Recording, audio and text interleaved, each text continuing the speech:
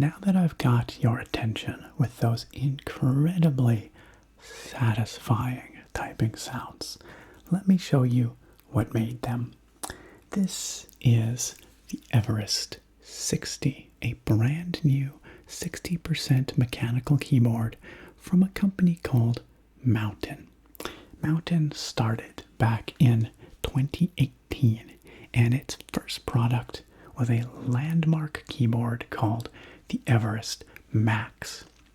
As the name suggests, the Everest Max was a maximalist approach to enthusiast mechanical keyboards, shoehorning in a frankly absurd number of innovative features that no other company was offering. I actually reviewed the Everest Max last year, and I came away extremely impressed.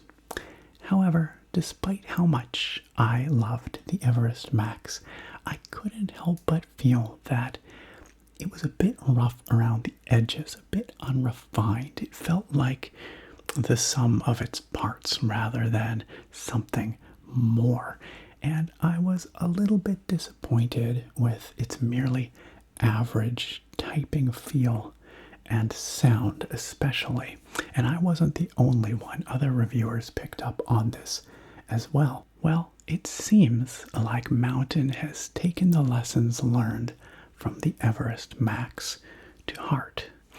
The Everest 60 is the company's second foray into the mechanical keyboard market, and it promises to be a more focused and refined product with a renewed emphasis on bringing an enthusiast-grade typing feel and sound to the mainstream market while still retaining some of those innovative features that Mountain is perhaps best known for, such as a removable modular numpad that can be connected to either the right side of the keyboard or swapped over to the left side of the keyboard.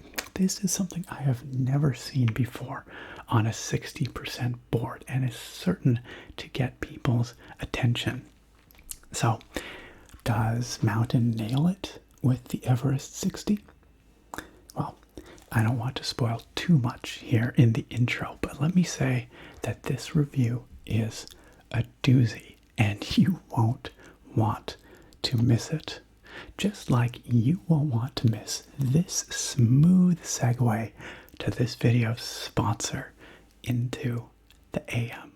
Into the AM are purveyors of elevated, everyday apparel like this fresh-looking all-over print tee, which is brand new on their website.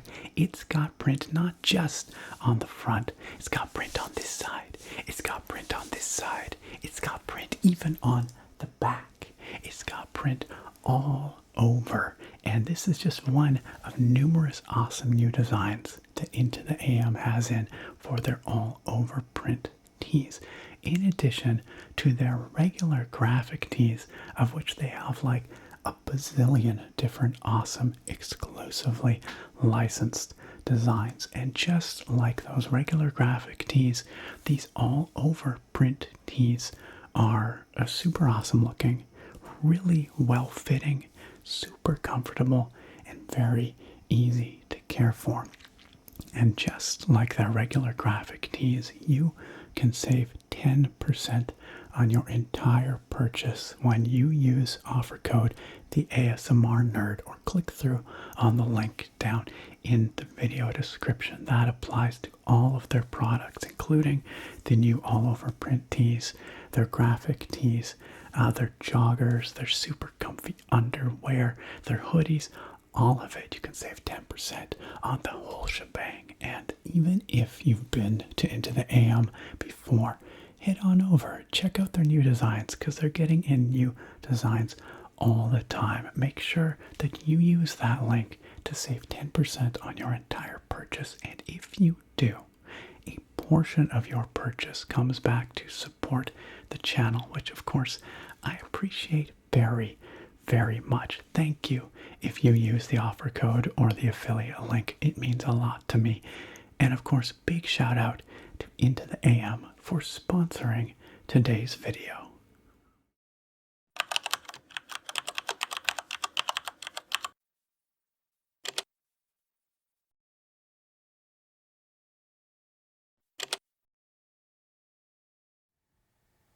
And here we have the Everest 60 in box. It looks a lot like the box for the Everest Max. Same styling, which is to say black on black, and then there's some blue as well that you'll see in a moment. On the top, it's got Mountains slogan here, reach your summit. And then we've got a little mountain logo down in the bottom right here. And that's it on the top. Very minimalistic.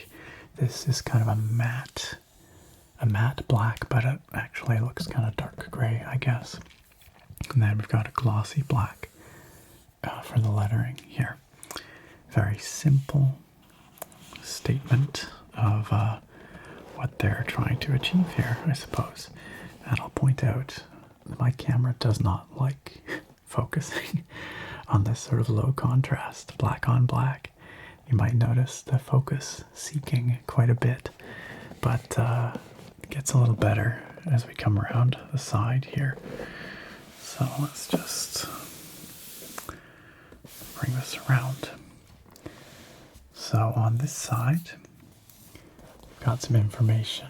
Mountain compact RGB gaming keyboard, Everest 60 with lubed, hot swappable mountain mechanical switches. So yes, this board no longer, or mountains, well, I don't know about the Max, but the 60, at least the Everest 60, does not come with the cherry switches that the Max shipped with. Instead, it comes with Mountain's own switches, which are evidently factory lubed, which is a nice surprise. And honestly, I think probably the right move.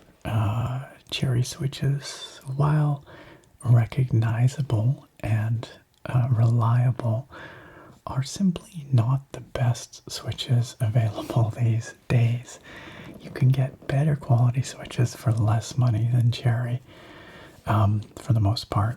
And I'm really curious to find out what Mountain has been able to do with their own switches.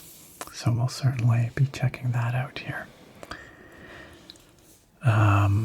And I guess this is the same thing, just in a bunch of different languages, because this is an international box. So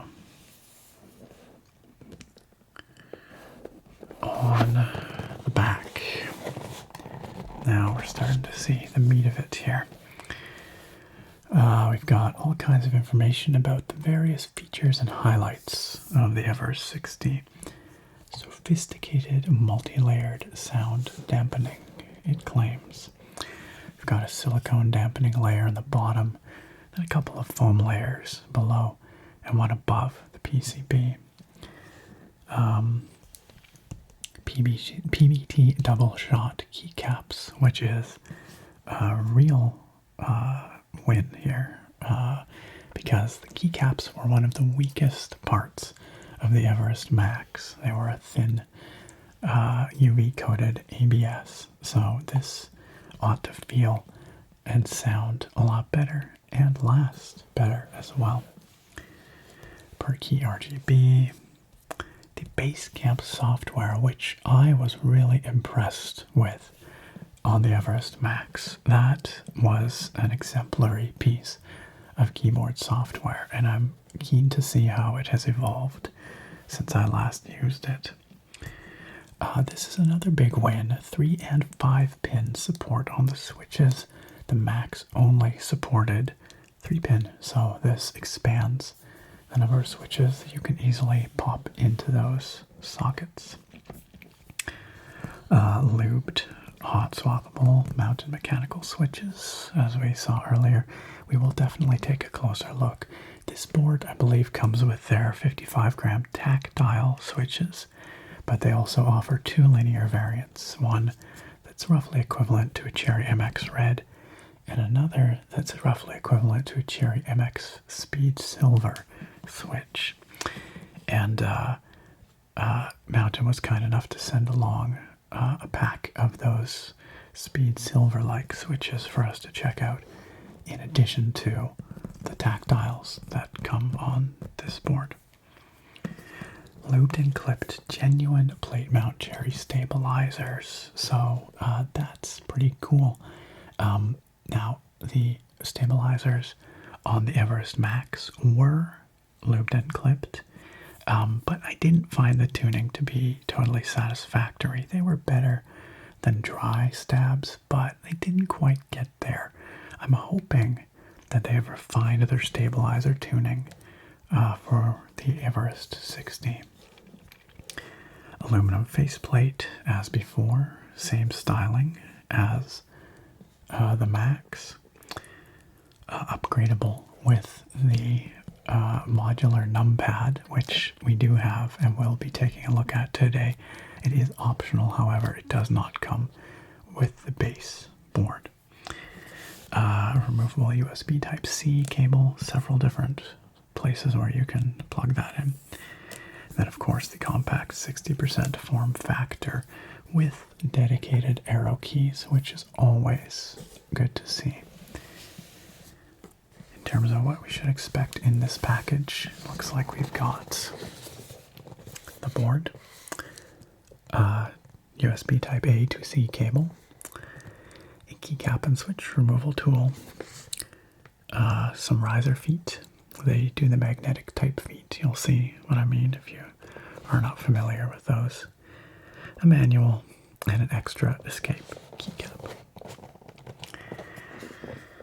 Okay, and then not too much to see on either end here. Let's see if I can just get this up here. We've got some serial codes and things. Plastic Bank. This is kind of cool. Mountain partners with Plastic Bank, which is, I guess, an organization that strives to reduce plastic waste globally. And as part of that, Mountain makes their packaging to be as low plastic as possible, and where plastic must be used, they aim to make it as recyclable as possible. So good on Mountain for thinking about these things. I really do appreciate that. So this is the US International layout here, and it comes with the Tactile 55 Mountain switches, which have a blue stem, which is kind of interesting. Blue we normally associate with clicky switches like Cherry MX Blues. Not the case here. These are tactiles like a Cherry MX Brown, but I guess maybe they decided brown is an unpleasant color. I don't know.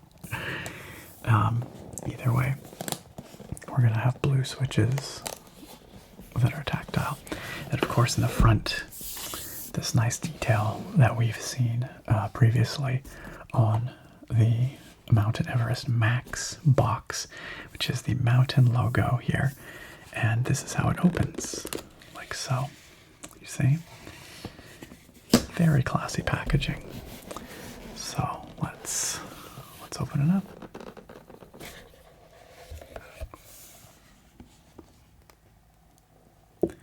So here we get our first peek at the Everest 60, and it's just right here. There's no shield, no foam bag or anything. It's just presented right there. And fair enough. If we're aiming to save plastic waste, why have more plastic there? It is protected, padded on all four sides by this blue cardboard buffer, which, again, we don't have to worry about recycling foam or anything, which is nice. And then, exactly like the Everest Max, we have show you here.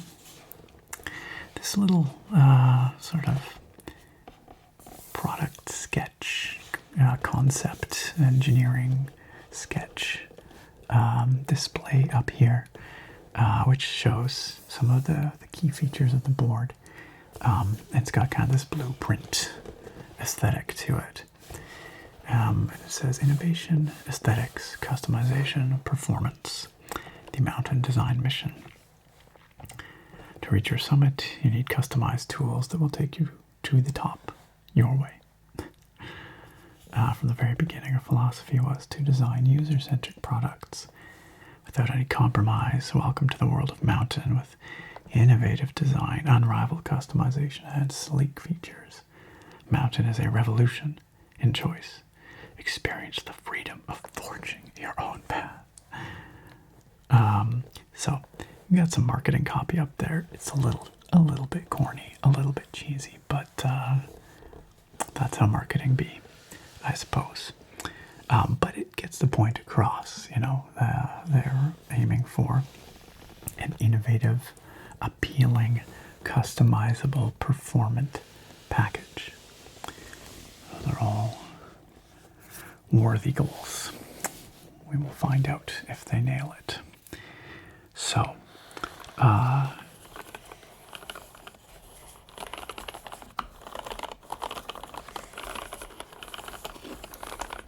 off the bat, you can hear those PBT keycaps sound much nicer than the ABS, those thin ABS caps on the Macs. And I can already tell that this is really nicely dampened. We will get to the board in a moment, but let's just lift it out here for the moment. It's got a nice weight to it. It's got a very nice density to it. In fact, I dare say that this little 60% might in fact be heavier than the entirety of the Max, at least the core, the 10 kilos part of the Max. And I'm going to be comparing this to the Max a lot because this is the follow-up product to the Everest Max, and it's very similar in many respects, but clearly already it is clear that it has learned some lessons from the Max and iterated on that. So a very satisfying weightiness. Okay, we'll put that aside for the moment. Very heckin' blue enclosure here. We can lift that out. It is simply a piece of cardboard, so that is very easy to recycle should you want to do that. And you don't have to worry about plastic waste.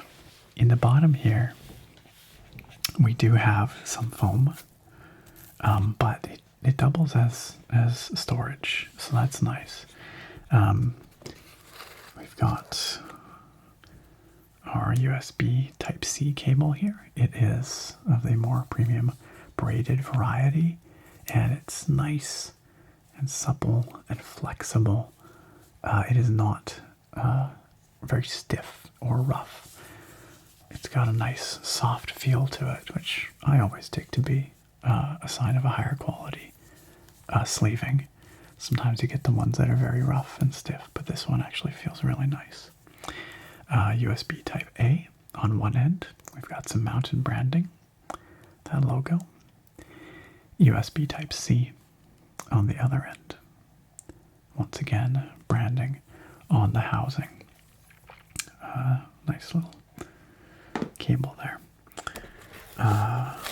We've got a very simple keycap and switch puller here. No branding on there. I'm a little surprised. Mountain seems to really like to tie everything together with brand stamps on all their bits and pieces, but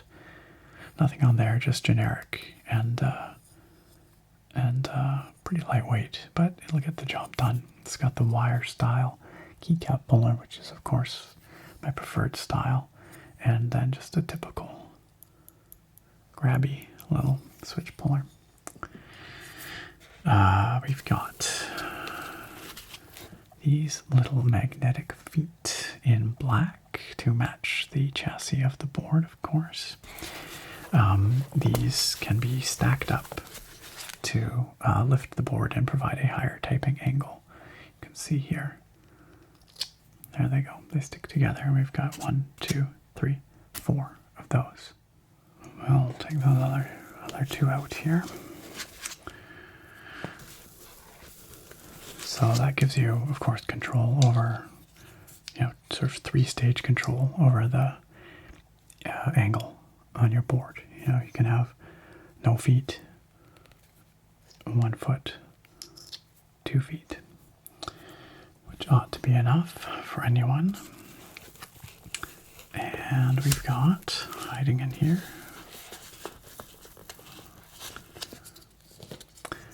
one little keycap, just a replacement keycap that you can replace the escape key with. Interestingly, it seems like Mountain has not opted to go for a higher quality PBT keycap for this one. This feels like that thin. In fact, look at how flexy it is. That thin coated ABS I was telling you about. But the rest of the caps shouldn't be like this. We will find out, of course, when we take a look in a moment. But I guess they just opted to stick with their lower quality caps for this little extra, which is kind of too bad in a sense, but anyway, it's kind of neither here nor there, I suppose. Then we have a quick start guide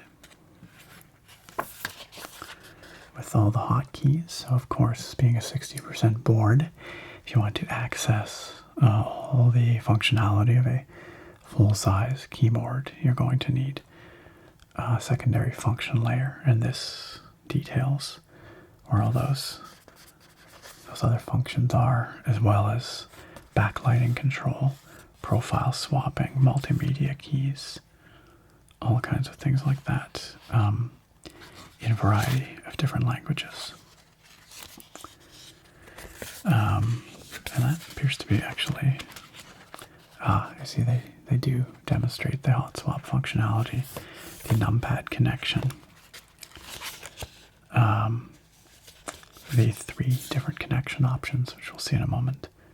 And if you want to pick up some mountain gear, you can do that. And then, of course, we've got some stickers, because every good product comes with stickers. I'm never mad about stickers. I don't know where I'd put these, but there they are if you want them. And that appears to be everything. Pull this out. That is, in fact, all. Nothing left in there. So a simple package, but that's for the best, I think. And they have indeed managed to cut down on the waste, I would say, with just the one piece of foam in here, and the rest being paper. So I'll pop these back in for now.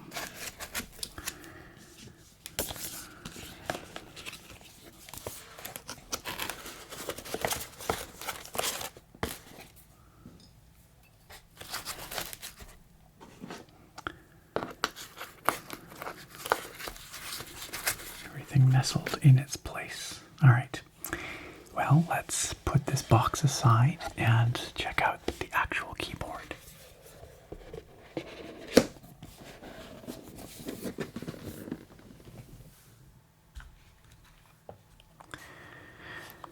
And here is, once again, the Everest 60. As I mentioned when I first pulled it out of the box, it already feels weightier and more solid than the Everest Max ever did, I would say. It's definitely got a nice heft to it. And that's probably in large part due to that big silicone pad that lives in the bottom, which will also provide sound dampening. This is, of course, a 60% keyboard, so it's a fairly compact layout. We are missing, of course, the F row keys along the top, which are instead living under a secondary function layer under the number keys here. We're missing our nav cluster, which has been distributed onto that secondary function layer under some of the alpha keys here. However, we are not missing our dedicated arrow keys. What Mountain has done here is shorten our left alt our right alt and function button, and actually do away with right control entirely in order to fit a cluster of 4 dedicated arrow keys in here. They're not the first keyboard company ever to do this. I've certainly seen other boards with this design, but I think it probably is the right choice here. I know that a lack of dedicated arrow keys is what keeps many people away from more compact styles like the 60%. In doing so, they've also, however, shortened the right shift quite substantially. This will be a somewhat more controversial modification, I think, because I think many people will find that such a small right shift is a little more troublesome to learn, but not impossible to overcome, I can tell you from personal experience. And then they've also crammed a little delete key down here, the bottom right corner. So a dedicated delete key is always welcome. So that covers it for the layout. Everything else is very standard. Not very, it is completely standard. 1.25U mods down the bottom left here. Standard alphanumeric ANSI layout here. So no surprises there. But let's talk about the build quality here. So the top plate is made of aluminum. As you can see, it's got this lovely brushed texture to it. And we have that all the way around. All the way around. One notable difference between this and the Everest Max is that the Everest Max had kind of a swirling pattern to the metal underneath the keys. It looks like they've done away with that here. Instead, it's hard to tell, but it's just kind of a matte black metal, which I kind of liked that swirly texture that they did on the Everest Max backplate, or top plate, but I think a lot of people didn't, so I can see why they decided to opt for something a little more subtle. I think people thought it was some kind of machining issue in their original design, but it was indeed quite intentional.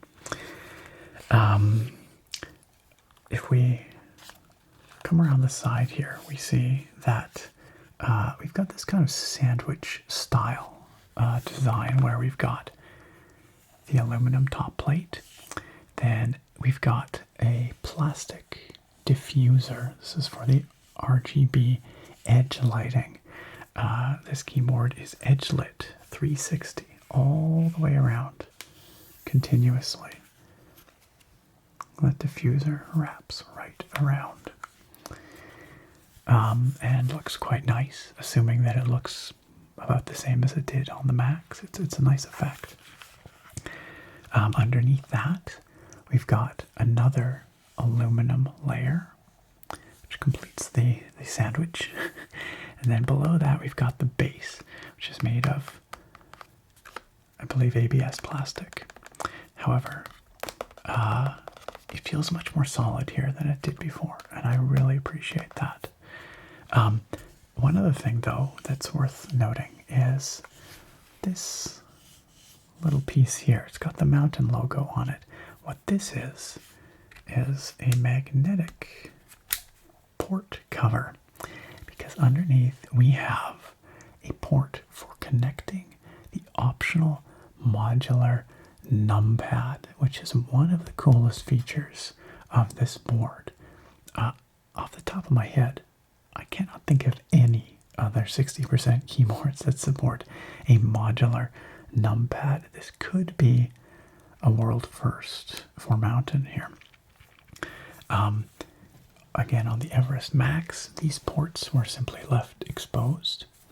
So it's really nice, a nice little detail to have these magnetic covers here. Oops, that's the wrong way. You can see it's got these two little holes here, which are for anchoring the Numpad, and then the USB Type-C is for the data connection. Unfortunately, I do not believe these USB Type-C ports on either side, because there's another one like this on the right side of the board. I do not believe they can be used for anything other than the Numpad, not for power, not for a USB hub or anything. So that's one downside, but really not major. So there's that little cover. Moving around the back edge, you can see we have three USB Type-C ports, which allow us to route our cable however we like, off whichever side or center of the keyboard. One thing I am not sure about is whether the other USB Type-C ports become USB hub ports when one is in use. That is something I hope to find out here, because that would be really cool if you could plug in the middle here and then have both these two act as USB Type-C hubs. That would be great. If not, it seems kind of like a missed opportunity, doesn't it? But we shall see. We shall see. Around the right-hand side, we've got the same situation here with the port with its magnetic cover for the modular Numpad. And nothing really going on the front here, just a gentle slope. A little bit of a sort of a lip situation coming up on the front here. Hopefully my camera's focusing right on all this. It's tough when it's black on black on black. It's just very hard for the camera to find contrast points to focus on. So I'm trying to keep an eye on it. Hopefully not showing you too much blurriness. On the back, Mountain Everest 60 is lightly engraved in a glossy print on an otherwise matte surface. And then we have a sticker over here with some certifications, a little bit more information, a serial code and barcode and all that.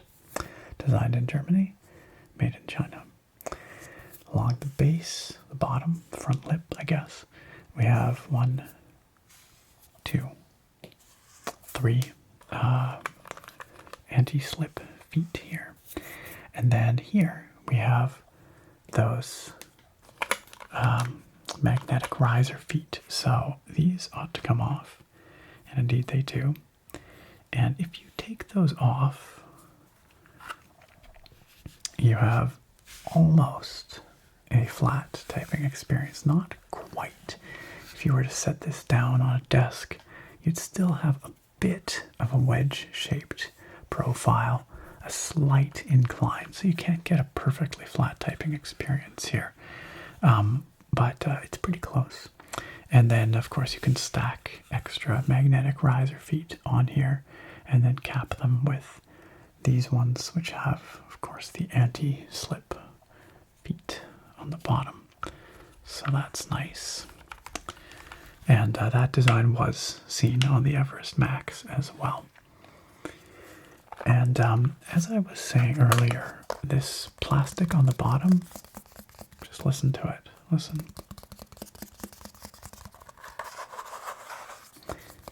It's got a nice solidity to it. I don't hear any hollow points in there.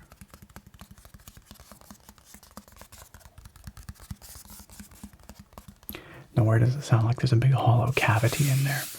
And I think that was, definitely one of the design goals that Mountain had this time out, which was to avoid sort of a hollow feeling bass, which unfortunately the Max does have a little bit. I think the Max would definitely benefit from a silicone dampening weight and layer in the bottom like this one does. All right, so let's investigate the keycaps. The keycaps, because I'm very curious to find out what these are all about. Now, we could use the keycap puller, but I'm just going to be a savage and use my fingers to pull it off here. So here we have Mountain's new PBT double shot keycaps. PBT is a type of plastic which resists finger oils, so they don't shine up the way ABS type keycaps do. ABS is another type of plastic. Both PBT and ABS are used in all kinds of keycaps, and you can have high quality ABS caps, you can have high quality PBT caps, but the trick is really the thickness and the manufacturing technology. So this is PBT, which means it won't shine up with finger oils over time. It's got a fairly matte, kind of textured surface, a little more textured than normal, I would say. They clearly were going for kind of a grittier look here. I think it looks really good. In terms of thickness, we can turn this around and see it's respectable. I wouldn't say it's super thick, but the flex test here says that it's not bad. If I give it a little squeeze, we have a tiny bit of flex, a little bit of flexing, but way less than that ABS keycap, that coated one that we saw earlier. I've actually, for the sake of comparison here, brought one of the caps from the Everest Max. So this one here is from the Everest Max. You can see it's got a much shinier finish, and it's also a lot thinner. Look how much thinner this one is, and look how much more it flexes when I squeeze it. Way more.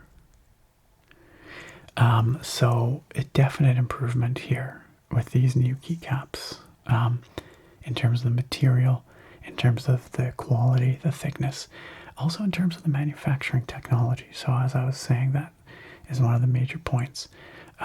These coated keycaps, their legends are just laser engraved into this coating.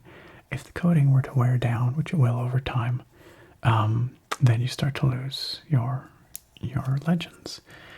The keycaps that Mountain has put on the Everest 60 are double shot, which means that the legends are comprised of a second piece of plastic which is injected into here and is literally fused to the rest of the cap. So we have this translucent plastic in here which is fused to the black outer shell, and it ought to never wear out. It's effectively indestructible. Well, by regular use. I mean, it could smash it or melt it or something, but through day-to-day wear, it's never going to wear down or wear off, which is great. One of the challenges that can arise with double shot legends is that the lettering can look kind of blobby and not very sharp. Fortunately, it looks like Mountain has managed to avoid that pitfall. I would say the lettering on here of these legends looks nice and reserved and fairly refined. Not the sharpest I've ever seen, but pretty darn good. Certainly nothing that's going to bother most people. And nicely uniform for the most part, I would say as well. All of the legends do appear to be shine through, even the secondary legends. I don't see any pad printed legends here, which is great. So that means that even, well, let me just double check here. Let's take a closer look. Yeah, I do believe so. So I believe light will come through even the finer details, like the percent sign, the secondary parts of the legends. And again, because they're not printed on, they are in fact true double shot. They will never wear down. But we will find out when we plug it in if that is in fact the case. It looks to be the case here. We've got some mold marks along the bottom edge here. That's pretty typical. And it doesn't really damage or impact the aesthetics when the caps are on, but worth noting.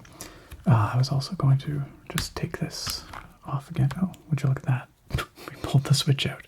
Well then, I guess that's the next order of business. We will take a closer look at those switches in a moment, but I quickly wanted to show you this surface underneath the keycaps here, rather than having that swirly kind of finish on the top plate. It's just this matte black. You can also see nestled down in there, of course. If I can get it to focus. I'll hide that so that there we go. Let's try to focus on the lettering, I think. You can see there are hot swap sockets in there. You've got north-facing LED, north-facing switches, which is fine because these are OEM profile keycaps. That shouldn't be problematic. And we've got 5-pin support, which is excellent. That was a shortcoming of the Macs, but having both 3 and 5-pin support should allow for a wider variety of switches to be just easily popped on in here. As I mentioned, these are OEM profile caps rather than cherry profile caps.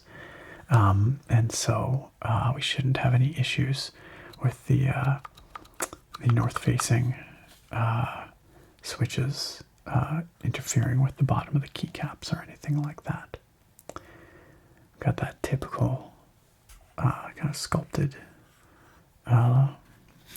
row profile here, which most people will probably be used to, familiar with. You can also see, actually, this is maybe a good opportunity to show you. Hopefully you can see. Maybe you can't. It's very hard to show. I'll see if I can find a better angle to show it, but there's a layer of foam in between the top plate and the PCB. It's just a lot of black things in dark places, so it's hard to show, but it's in there. Anyway. Okay, let's take a closer look at the switches, because these are very interesting to me, and I want to talk a bit more about them. So this is Mountain's Tactile 55-gram switch, which comes with a blue stem, as opposed to a traditional brown stem that you would often see on a Tactile switch. A blue stem made of POM plastic, which is a kind of softer, self-lubricating plastic. The top part of the housing here is made of a crystal clear polycarbonate, which gives us this really nice clarity, which should allow the LEDs to shine through. And the bottom part of the housing is made of a nylon material, which is softer and will allow for a nicer bottom out sound.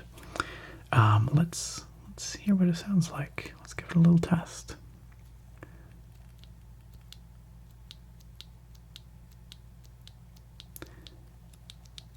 So it is a fairly quiet switch, and again, despite the blue stem, this is a tactile switch, not a clicky switch. So we have a subtle bump right there, which you really probably can't hear.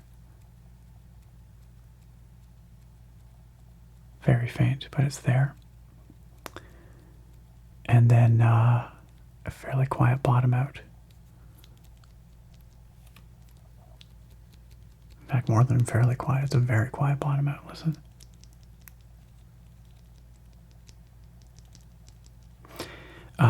So this ought to have a fairly quiet typing sound, I would think. The switch is factory lubed, so we have a nice smooth throw all the way top to bottom. The bump itself is top loaded. There's very little pre-travel. Watch. I don't know if you can tell, but if I just press down just a tad, that's the pre-travel, basically. Just a little bit. That's the pre-travel. And then, boom, right there, that's the bump. Pre-travel, bump. Pre-travel, bump. So a tiny little bit of pre-travel, but it does happen fairly high in the travel.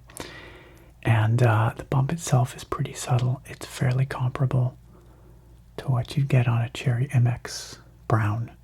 Maybe a little bit more pronounced, but not by much. It's a fairly small little bump.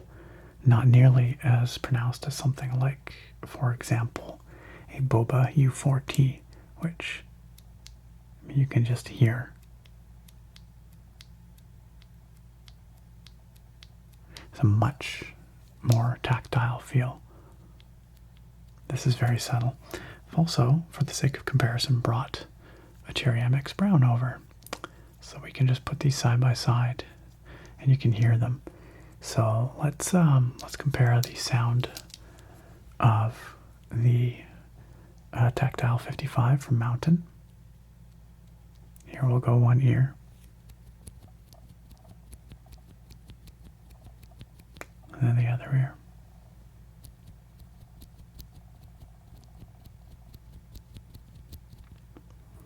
I wasn't fully bottoming out there. That's just the bump sound. But if we fully bottom out,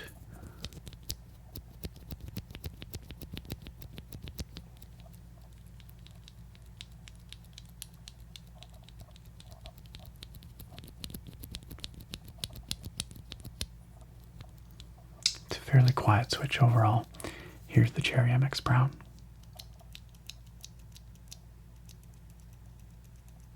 Even the tactile action is louder on the MX Brown.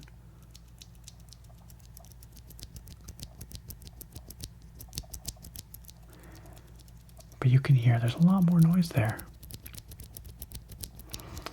It's probably because it's not factory lubed, but also there's just more rattle in general from the MX Brown. It sounds much nicer, doesn't it? The top out sound when the stem comes back up and hits the top of the housing here. Let's listen to that.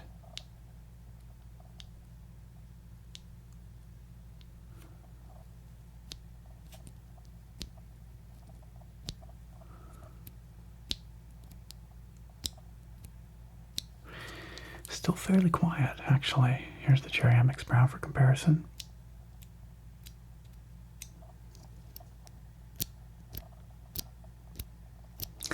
There's a lot more spring ping going on in the Cherry switch too. Listen.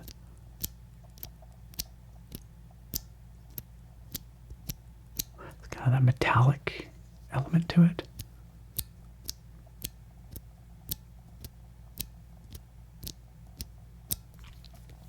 We don't get that. We don't get that metallic resonance with the Mountain switch. Listen.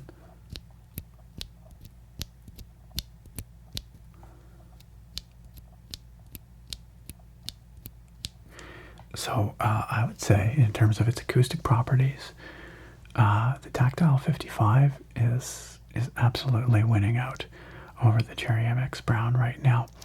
The strength of that tactile bump is definitely comparable between the two. They're fairly weak tactile switches, both of them. But many people prefer a weaker tactile bump. It's a little closer to linear. Me, myself, I kind of like this. I like these more strongly tactile guys, but I do respect that people do like the weaker tactile feel. This is, of course, a 3-pin switch. No extra pins on either side here, which means it's widely compatible with all kinds of PCBs. But the board itself does support 5-pin switches, like the Boba U4T, for example, with its extra 2 pins, 1 and 2.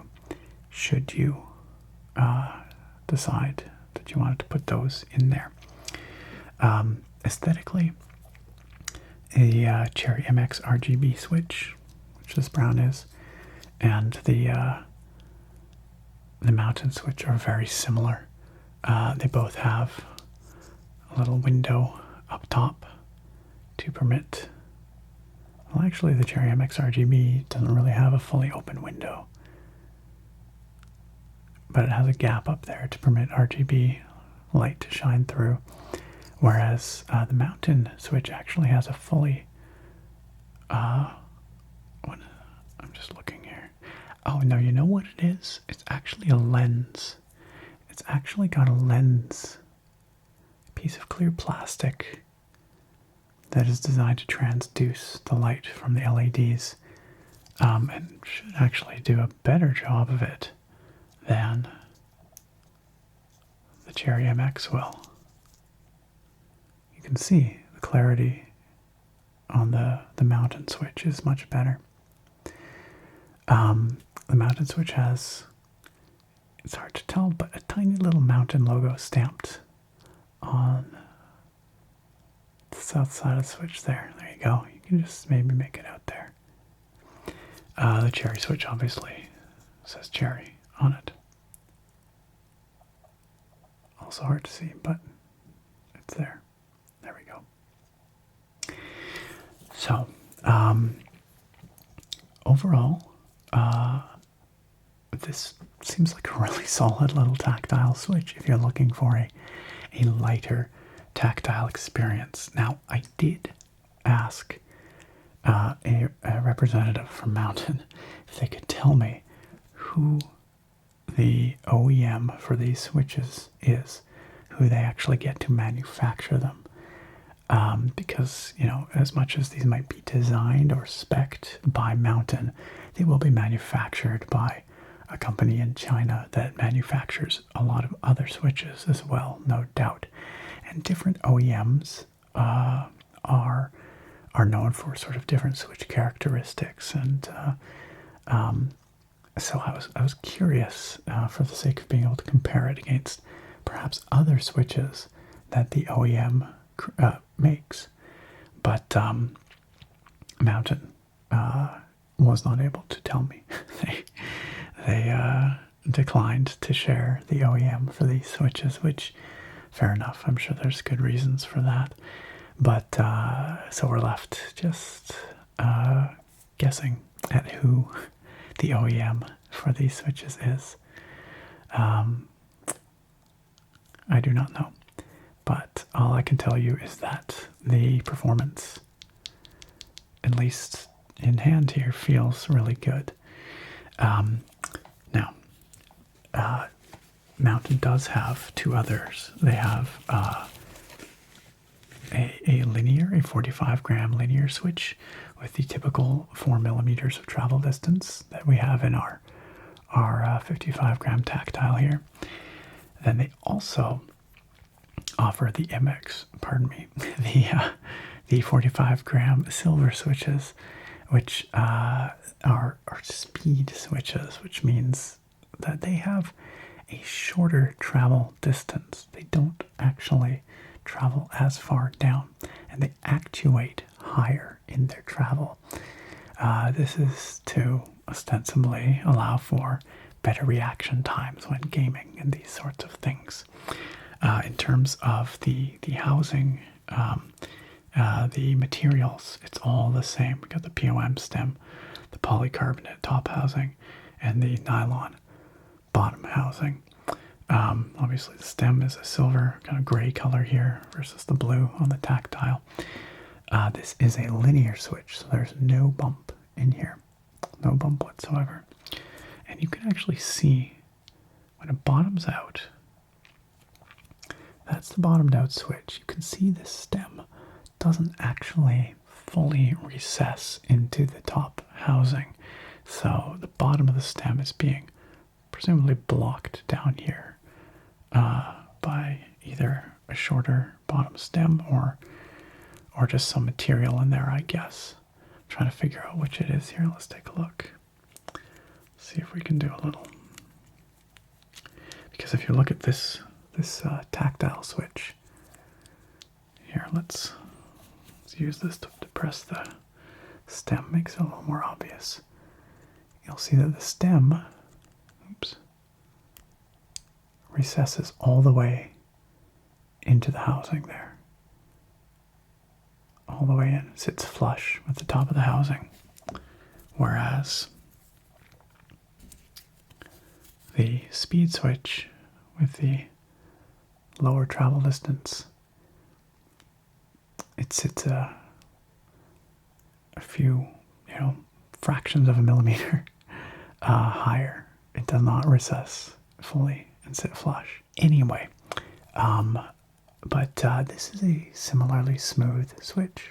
It is factory lubed, and of course it is very quiet because there's no tactile event. So it's just the bottom out sound, which is very quiet. Listen.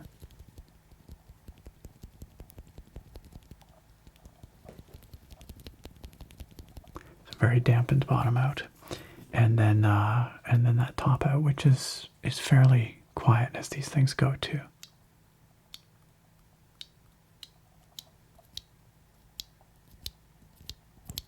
It's definitely the loudest part of the action. These are not designed to be silent switches, like a Cherry MX Silent Red, for example, which actually has dampening material to dampen the sound of that return as well. But nonetheless, these are quite quiet.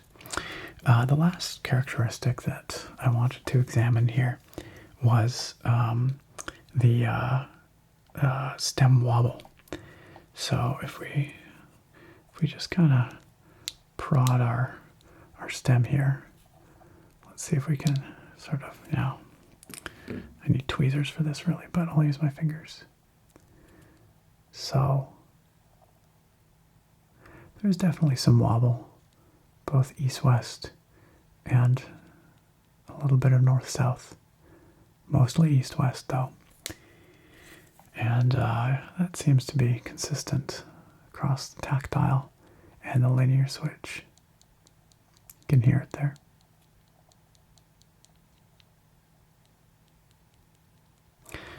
And I would say it's pretty comparable to what you see in a Cherry switch. Here's that Cherry MX Brown again.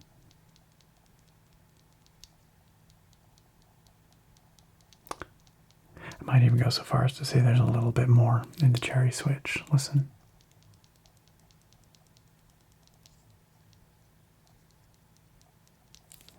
Versus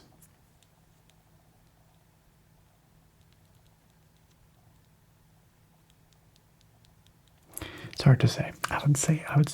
I think there is probably a little more in the Cherry. I would still give it to the Mountain switch here, but it's pretty close. Let's bring out a couple of others here. The Boba, which is pretty darn good in this regard. Very minimal north-south stem wobble, almost none. Mostly east-west, but even then very little. And just for comparison, here's another linear switch, one of my favorite linears these days, which is the Mosano Eve switch, which you might have seen in a previous video. Also, virtually no north-south stem wobble. A bit more east-west there. But I would say that the Mountain switch is not quite up to the standards of the U4Ts or the Mosano Eve. in terms of stem wobble, but it comes in ahead of the Cherry MX Brown, and those wobble characteristics do appear to be pretty consistent between the linear speed silvery type switch here and the tactile mountain switch as well. Okay, that's a lot of nerdy switch talk. I don't know if that's what you guys are into, but I like really getting nitty gritty about these switch characteristics. But you know what? It's the actual performance of these switches that matters the most when they're on the board, how they feel and sound when typing on them, of course. So we will get to that, but we have a couple more things to do in our journey here first.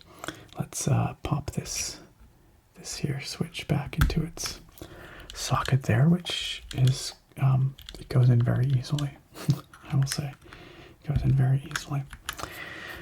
We haven't really actually listened to what this sounds like, and of course we will do a typing test in a moment, but just for the sake of it, let's just press some keys here. Let's see how it sounds overall. Let's put it down.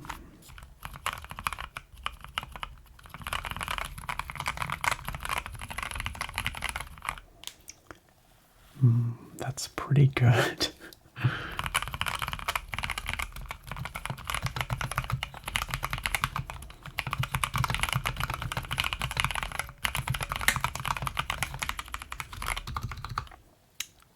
That's really good. That's remarkably good, actually. We've got a very dampened sound. We do have a bit of resonance in there if you listen. Can you hear that?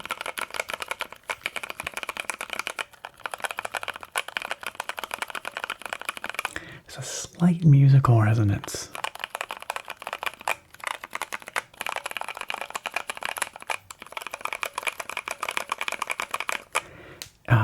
It's not bad. It is still there, though. Overall, though, the sound is very dampened, very controlled, very little rattle or resonance.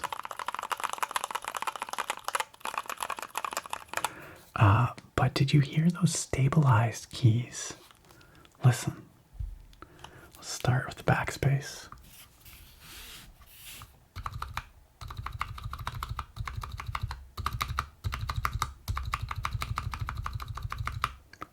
Now that is a well-tuned stabilizer. That is smooth and has very little clack or tick to it. It's also got a very soft bottom out. Listen. It has very dampened bottom out. I don't know if they have some kind of dampening pads under the stabilizers. It certainly feels that way. These stabilizers, oh, that is excellent. Oh my gosh. That's incredible.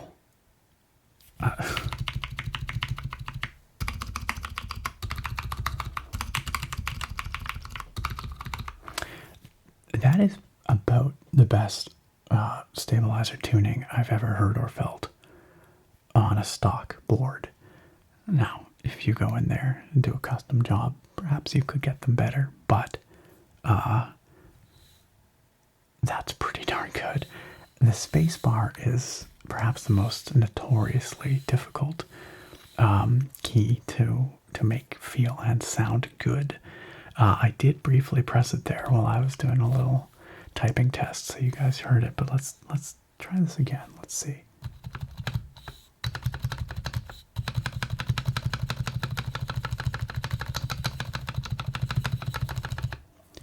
I mean, that's pretty darn good. Like,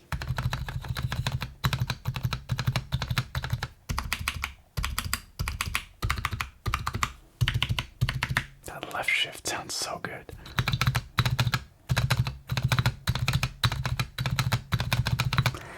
It's not the very best spacebar I've ever heard, but it's pretty darn good, and it might be the best I've ever heard stock, from the factory.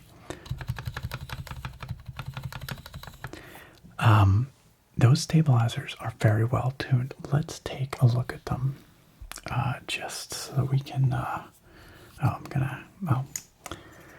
I shouldn't have put away the actual puller from this set, but I will use this one, which I have here.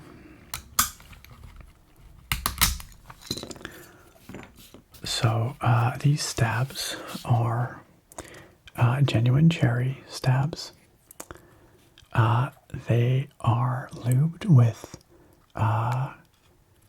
Krytox 205 G0, which is a fairly well-regarded lubricant. It's not some random, low-grade lube. It's what many enthusiasts use on their boards. And it shows. These are also clipped, as it said on the outside of the box. Evidently they are clipped, which involves just snipping off these little spurs of plastic that are on the bottom, the underside of each stabilizer foot, under each one of these, that can impact with the PCB and make kind of a clack sound, which can be unpleasant. So they've clipped those off, and then they've done some kind of dampening. I can feel it under the stabs as I squish down on them. There's something very soft under there. Now, some people might say that it's a little too soft sounding. They do sound very dampened. Let's listen again. Don't they?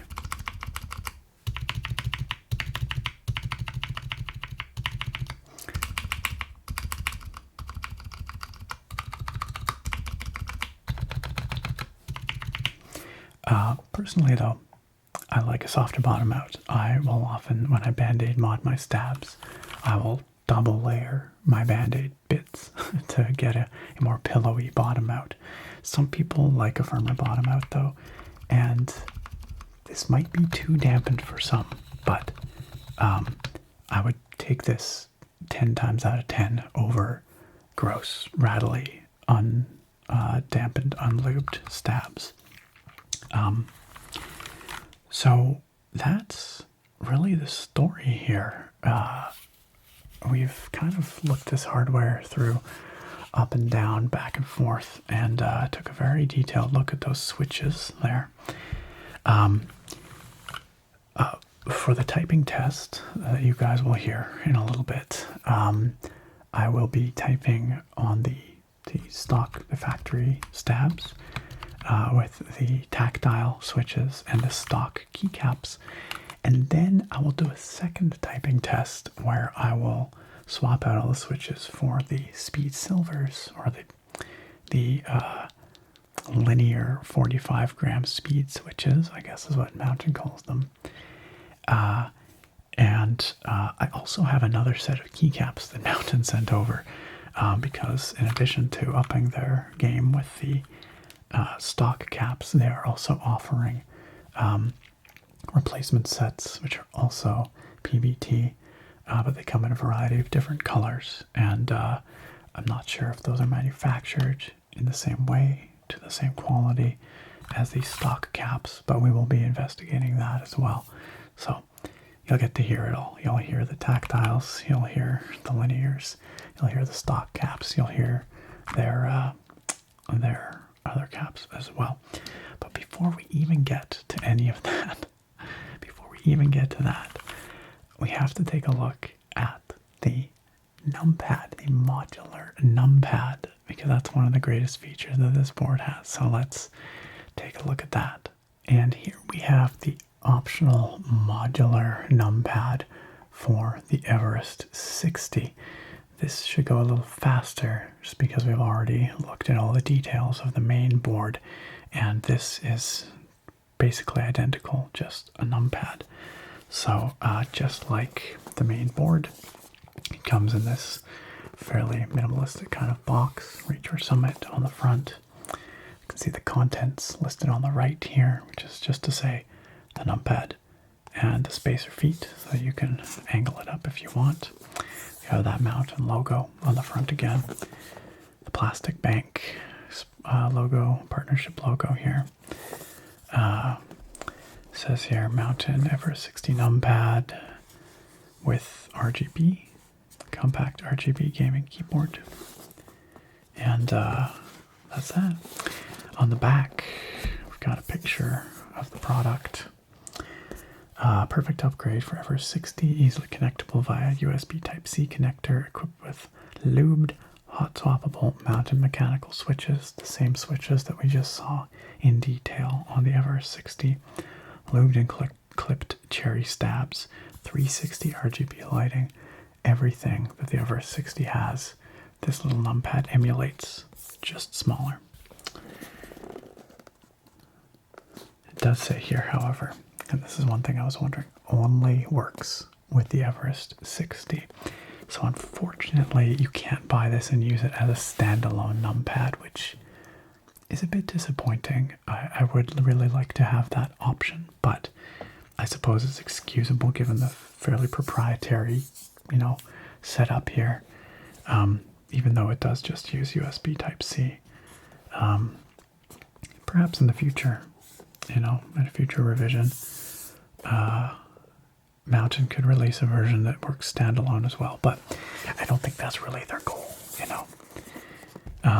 So a bit of a missed opportunity there, but this opens just like the Everest 60 box did, which is to say, like so. This is a magnetic closure, by the way. Same as the Everest 60 box and the Everest Max. Just like so, which is really nice.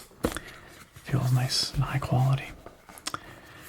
We open it up, and there we have our numpad, nestled within some fairly squishy padding. Exactly the same design on the box here, with the sort of blueprinty looking aesthetic. The same little marketing blurb there, and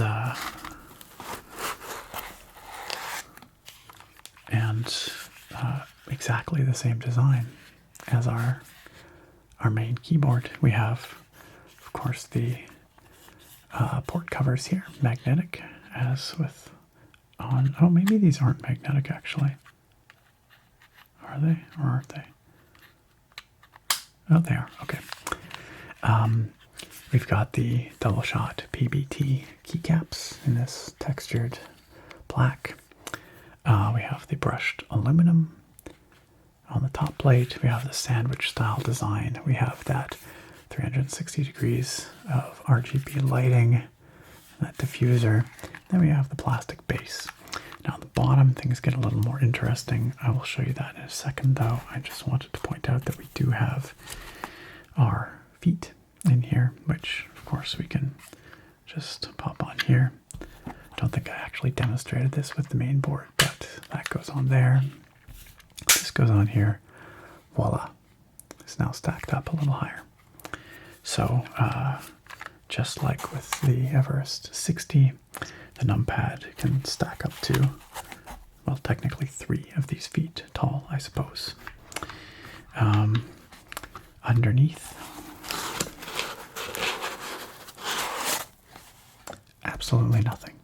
We don't even get a user manual or anything like that. It's just the feet and the numpad.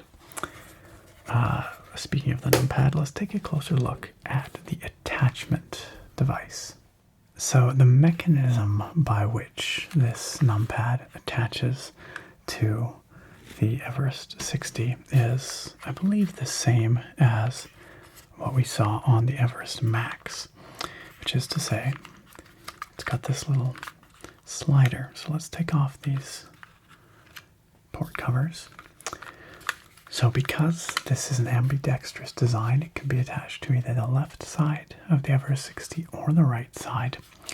There needs to be a way for the the ports to be exposed on either side, and we just use this slider to do so. So if we want it to attach on the right side of the Everest 60, we slide the slider to the right, and then we have these two sort of connecting pegs and the USB Type-C male port that emerge, and that allows us to attach it on the right. If we want to attach it on the left, we just slide it to the left. It's fairly stiff, has a nice solidity to it. We can now attach it on the left. Very convenient. Now, the flimsiness of the attachment of the Numpad to the board was one of my gripes with the Everest Max. So I'm very curious to see and feel if they have modified that here, and if that feels any better. So let's find out. Let's pop this out to the right there, and let's slide this in on the right hand side.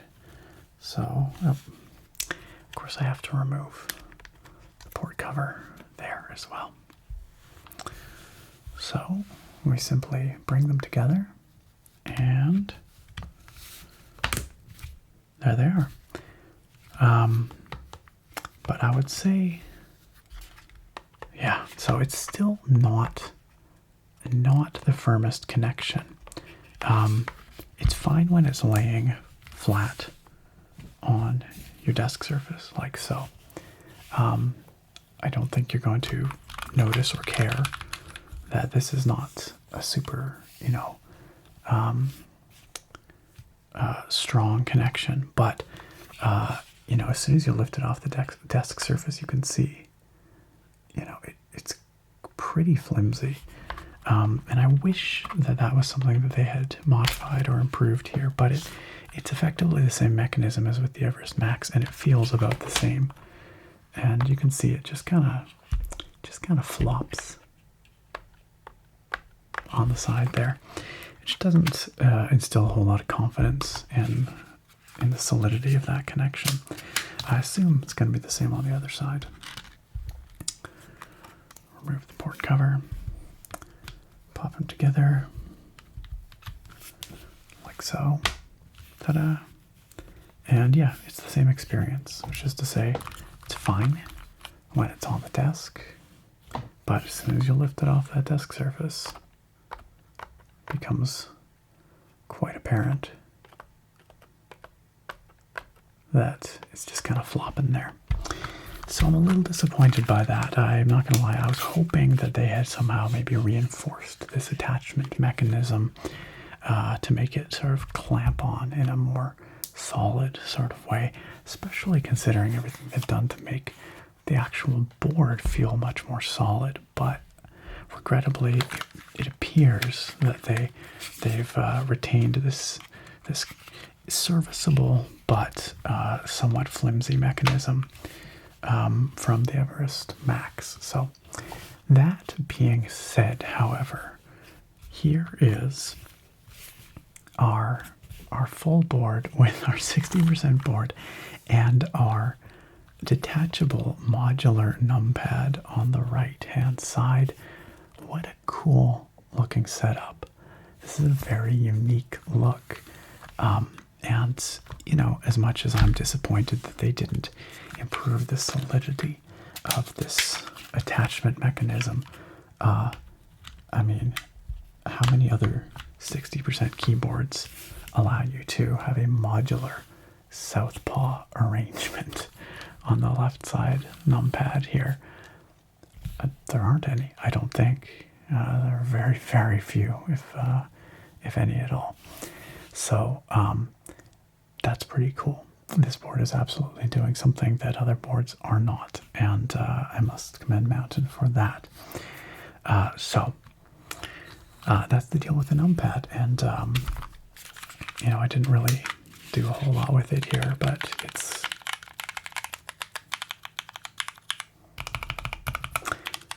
I was going to say it's effectively the same as the main. Well, let's make a more fair comparison, let's put it down on here and listen to it that way.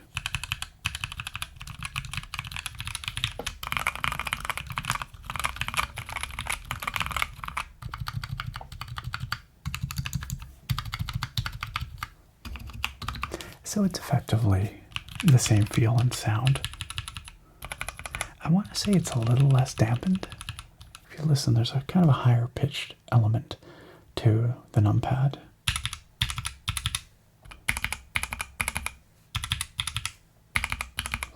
But that could just come down to the size of the chassis itself. Maybe that's inescapable physics. It's hard to say. It doesn't have quite the same nicely kind of thocky dampened sound that the main board does, but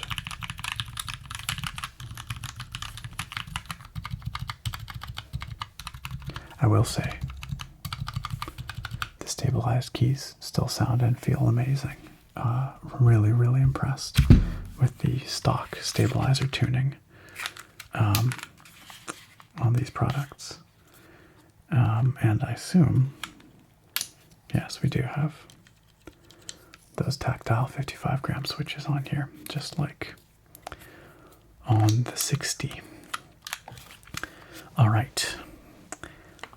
Well, we've looked at a lot here. We've talked about a lot of things and considered a lot of stuff, but we are actually not done yet. We will be shortly taking this setup for a test drive, but first we have to look at the lighting, which involves the back lighting and the edge lighting, of course. But before we even get to that, I have two more things I'd like to show you quickly. Let's just make it quick here, because this is going to be a very long review indeed. So the first is, I just wanted to show you quickly the switches, the mountain scent, the extra switches. These are the silver, these linear speed switches that you already saw. I just wanted to show you how nicely Mountain presents them. They come in this nice little Mountain branded cloth bag, and they certainly feel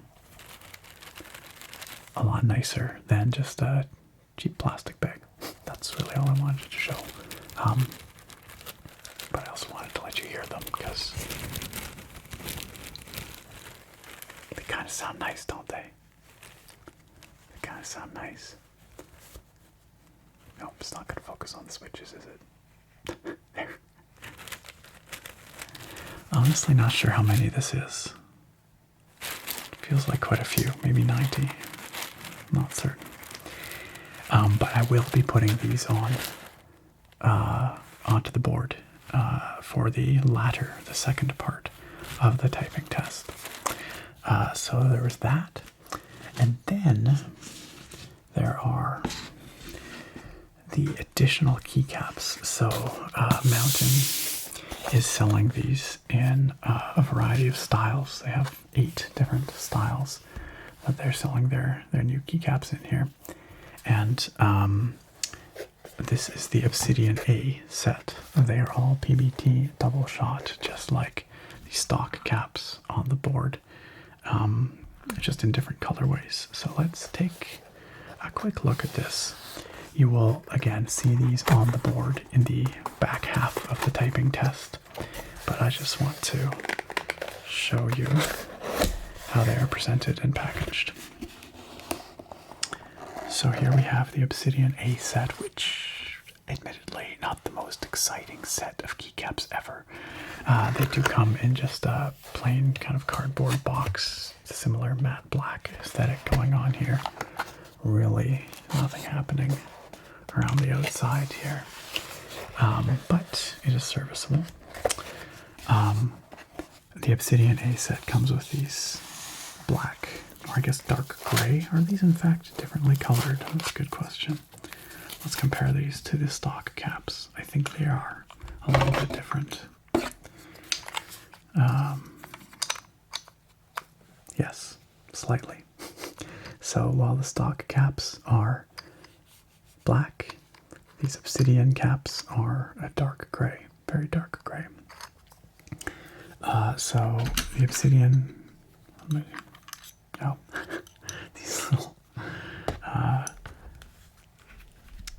port covers, the magnetic bits had magnetized to the feet on the bottom of the keyboard. That's funny. We've got the dark gray mods with the light gray alphanumeric keys here. This is a full set of caps which will cover both your 60% but also a full-size keyboard as well, should you want to put them on one. Although I will say I don't see a whole lot of extra coverage for weirder layouts, like for example, 75% or a 96%. I don't think would be covered by this set.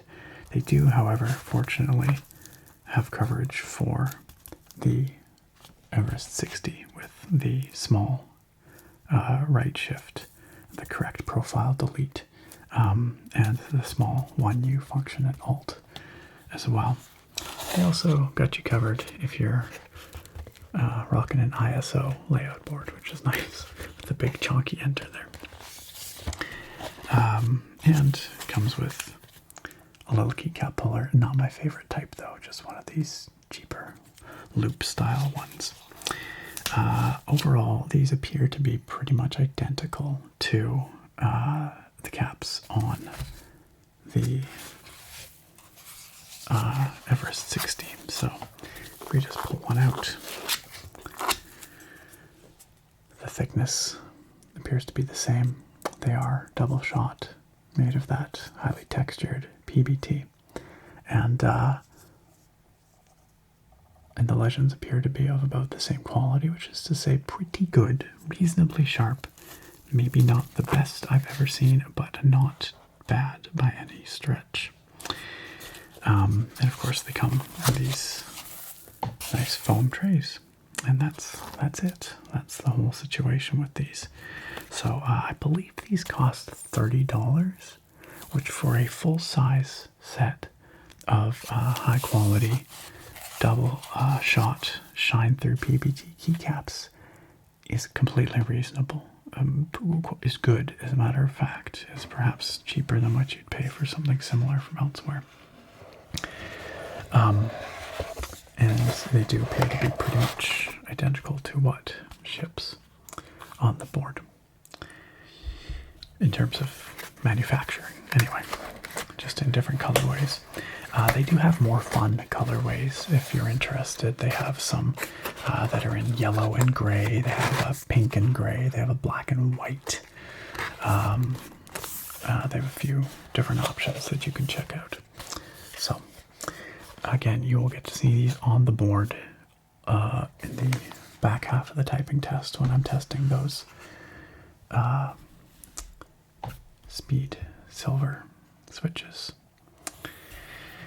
Okay. Goodness me. We have so much more to go. I hope you're interested in checking out the RGB, the secondary function layer, and the software is the other thing we've got to look at here. The Basecamp software, which, as far as I'm concerned, the last time I used it at least, was a high watermark for keyboard software. So let's hope that continues to be the case. After all that, we will then eventually get to the typing test. I will remind you there are timestamps and chapter markers down below in the play bar to help you navigate around if you're just really eager to get to those full typing tests. You can head right there right now if you want. And then, of course, eventually we will get back together face to face to talk about the usage experience, the pros, the cons, and my final verdict on the Everest 60. But lots to go before we get there. Let's head on and take a look at the backlighting on this sucker. And here we have the Everest 60 with the optional numpad plugged in and set up in the typical right-handed configuration. Everything is set to factory default settings, so this is what you will see when you plug it in. We've got the backlight, which defaults to this kind of color wave effect. And of course, we've got the edge light as well, which mimics the backlight. It basically follows whatever the backlight is doing. That edge light is, of course, visible all the way around 360 degrees, although you can only see the front edge here right now. I'll remind you that if you are seeing any flicker in the LEDs, that's not visible in person, in real life. That's just an artifact of the frequency of the LEDs and the shutter speed of the camera. Although, taking a peek on the camera screen here, I'm not seeing much in the way of flicker, which is always nice to see. So, first of all, we'll go through the backlight options that are configurable in hardware, just using the buttons on the keyboard. And we'll take a closer look at those options later once we get into the software as well. But for now, we'll flip through them here. So, function and right, we'll cycle through the options here. We've got sort of a spinning pinwheel thing going on here. I don't know why the function key is flashing. That was kind of interesting, but interesting when you hold it down, it flashes. I guess that's to show you that function is active. I don't know, that you're activating the secondary function layer. Anyway, we've got this breathing effect going through the various colors. We've got solid color, I suppose. We've got what they call matrix, which is kind of just lights falling from the top to bottom, like that sort of matrix opening, matrix effect. This might be, this appears to be a solid color too. And that looks to be off. And then we can cycle back the other way with function left. I'm not sure what the difference. This is the reactive mode. There you go. As we press the keys, they light up. Okay.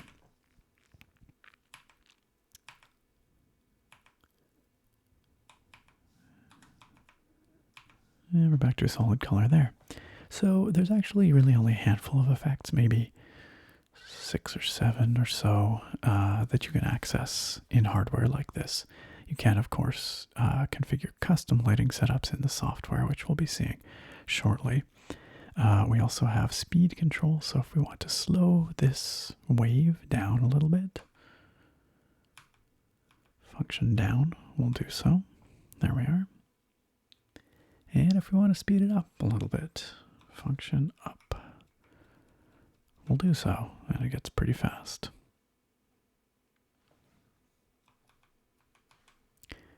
Keep it nice and slow, a little more chill for ASMR. We've also got brightness options, function, I don't know, greater than and less than, I guess, period and comma, control brightness. So that's all the way down, that's off. Then we have step 1, step 2, and step 3. On step 3, it actually gets pretty bright. It's got a good brightness to it, and it's vivid. The gradients are nice and smooth, the colors are nicely saturated, and I don't see any imbalance in the spectrum. Oftentimes with cheaper LEDs, I notice that the warm colors, especially reds, seem underrepresented, look a little more orange, but here it looks like we've got a nice, rich, true red color. So the LEDs appear to be of good quality, and the color reproduction is solid. We do, of course, have a secondary function layer on here, which gets us access to all of our nav cluster, which would normally be over here between our keyboard and our numpad. That's all hiding under function, and then like UI, O, P, and down a row as well. But you have all the functionality that you would want there of the nav cluster, as well as print screen and such. We also have some basic media controls, function, left square bracket, right square bracket will give you volume up and down, and function backslash will give you mute. Although there doesn't appear to be a play pause option by default, which is a little disappointing since I actually use keyboard shortcuts for play pause quite a bit. Don't like having to open my Spotify on my screen and click the button. But nonetheless, should you want to do that, you could configure that in the software, of course.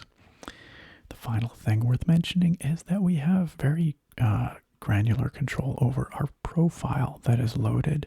This keyboard stores 5 onboard profiles, and you can switch among them using function Q and E to cycle backwards and forwards, or function A through G will get you a specific profile. So 1, 2, 3, 4, 5. And those profiles can, of course, be configured in the software. So I keep mentioning the software here because everything really is configurable through the software. So Mountain software is called Basecamp, and the last time I checked it out, I was very impressed with it, and we're going to find out if it has improved, or hopefully not regressed at least, since the last time I checked it out. So let's take a look at the Basecamp software. And here we have Mountain's Basecamp software open and installed. You can see it is in fact detecting our Everest 60, and it has detected it as having the Numpad plugged in on the right side. And this is actually pretty slick. If I were to remove this Numpad, let's just do that quickly. Look at that. The software automatically changes the thumbnail picture here to reflect that the Numpad is no longer plugged in. If I pop it back in, it should just automatically, there it is, adds it back on there. And that's not just aesthetic, it is functional. If we go into customize, we will see that the Numpad is here for all of our configuration options, our lighting, our key binding, these sorts of things. Also worth noting, I thought this was kind of a nice detail. If we go back to the home page here, if you plug in the Numpad on the left side of the board, the thumbnail and all the configuration stuff changes to reflect that as well. So that's some nice attention to detail. Here on the home page, we also have some basic links to support page, the Mountain web store, accessories, these sorts of things are all available there, as well as all sorts of social links down at the bottom here. We've got the version. I'm running a beta version of the software right now. This will probably be full public release by the time you see this review. Up here, we can configure settings for the Basecamp software. You can easily connect to check for updates. I did so. There are no updates currently, but I imagine it's pretty straightforward. We have some basic settings, like whether you want the Basecamp software to start up on system boot, start minimized, minimize to the tray, these sorts of things. And a few more links over here, including a manual for Basecamp, which is actually nice that they include a link here in the software. So if we go back to customize for our Everest 60 here, it actually remembers which tab we were on last, which is nice. Let's just start at the top and work our way down. So this is the profile management page. As I mentioned, there are 5 profiles available that can be uploaded to the onboard memory on the board. You have all the basic controls. You can change the name. You can duplicate profiles if you want to copy settings over. And you can, in fact, have Basecamp automatically load up a particular profile when you launch a certain application. So if you have a particular configuration you want to use in a certain game, for example, you can have that fire up automatically, but lots of other options too. You could just, for example, function and press the profile key that you want to load. Here in lighting, we have a handful of options. These are the ones that we stepped through when we were looking at the hardware controls there. So the first one is static. That's just a solid color option. We've also got color wave, which you've seen. And it's worth noting that each of these has a variety of configuration options within it. For the static lighting, it's basically just color selection and brightness. If we click on the color select here, we can enter either a hex value or RGB values.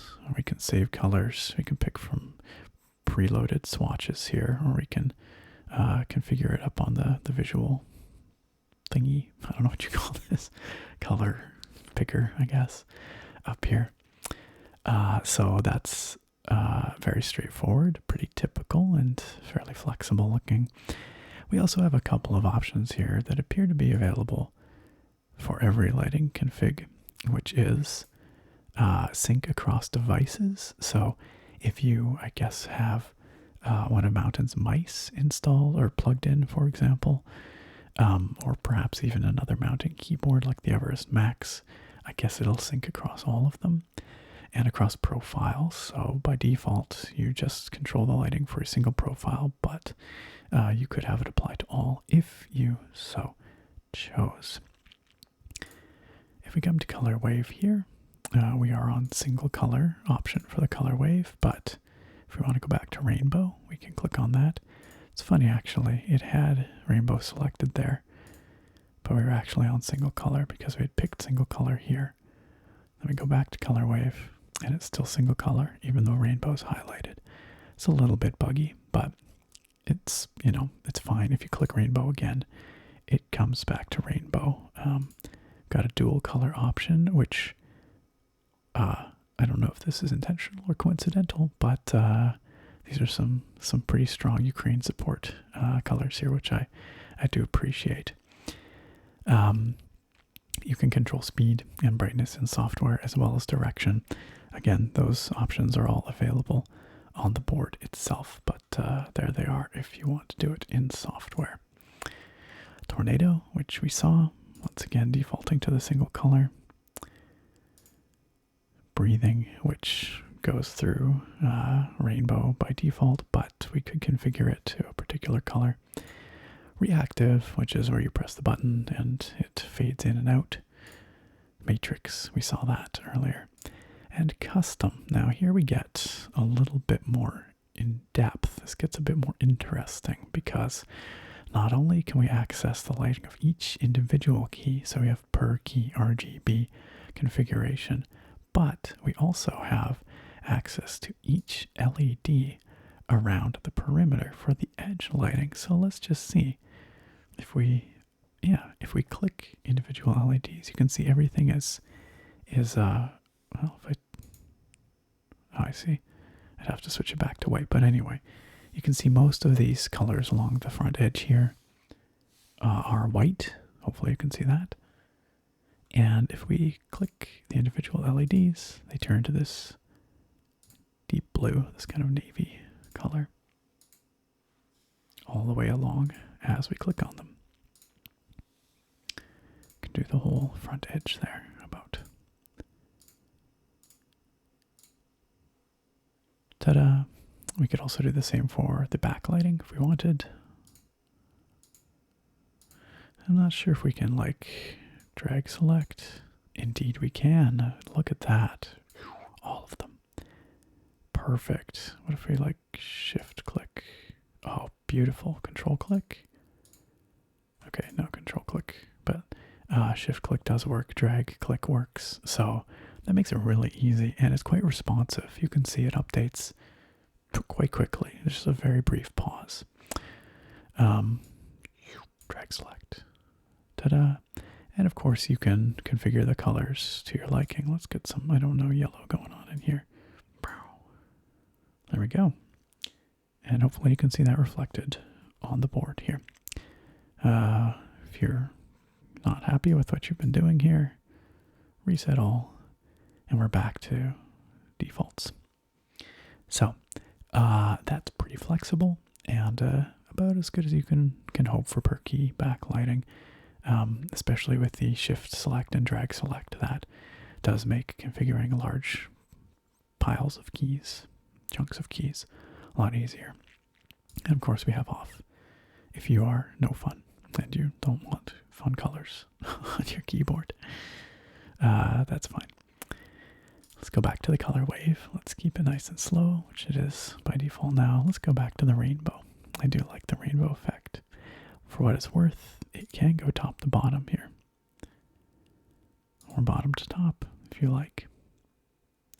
I guess we didn't have direction control in hardware, did we? We had speed, we had brightness, we had effect, but we didn't have direction. So that is nice that we do have those options here. I will say it would be nice to see a few more animated effects because, of course, the custom effect just lets you do custom static colors. It doesn't let you do custom animations. So given that, it would be nice if there were a few more preloaded animated effects. Like, I really like the kind of ripples one where it starts in the middle and goes outwards. Lots of keyboards have that one. This one does not seem to. There are some other effects that people might like to see that are unfortunately missing here. It's a fairly limited selection. I mean, we have 5 animated options, really. And then 1 static option, and then the custom option. So, it's a little bit disappointing. I wonder if that's the kind of thing, well, certainly it is the kind of thing that they could implement with software and firmware updates. And maybe they will. That would be nice to see. In terms of key binding, it works pretty much exactly like you would expect. We can click on a key here, and then we are given options.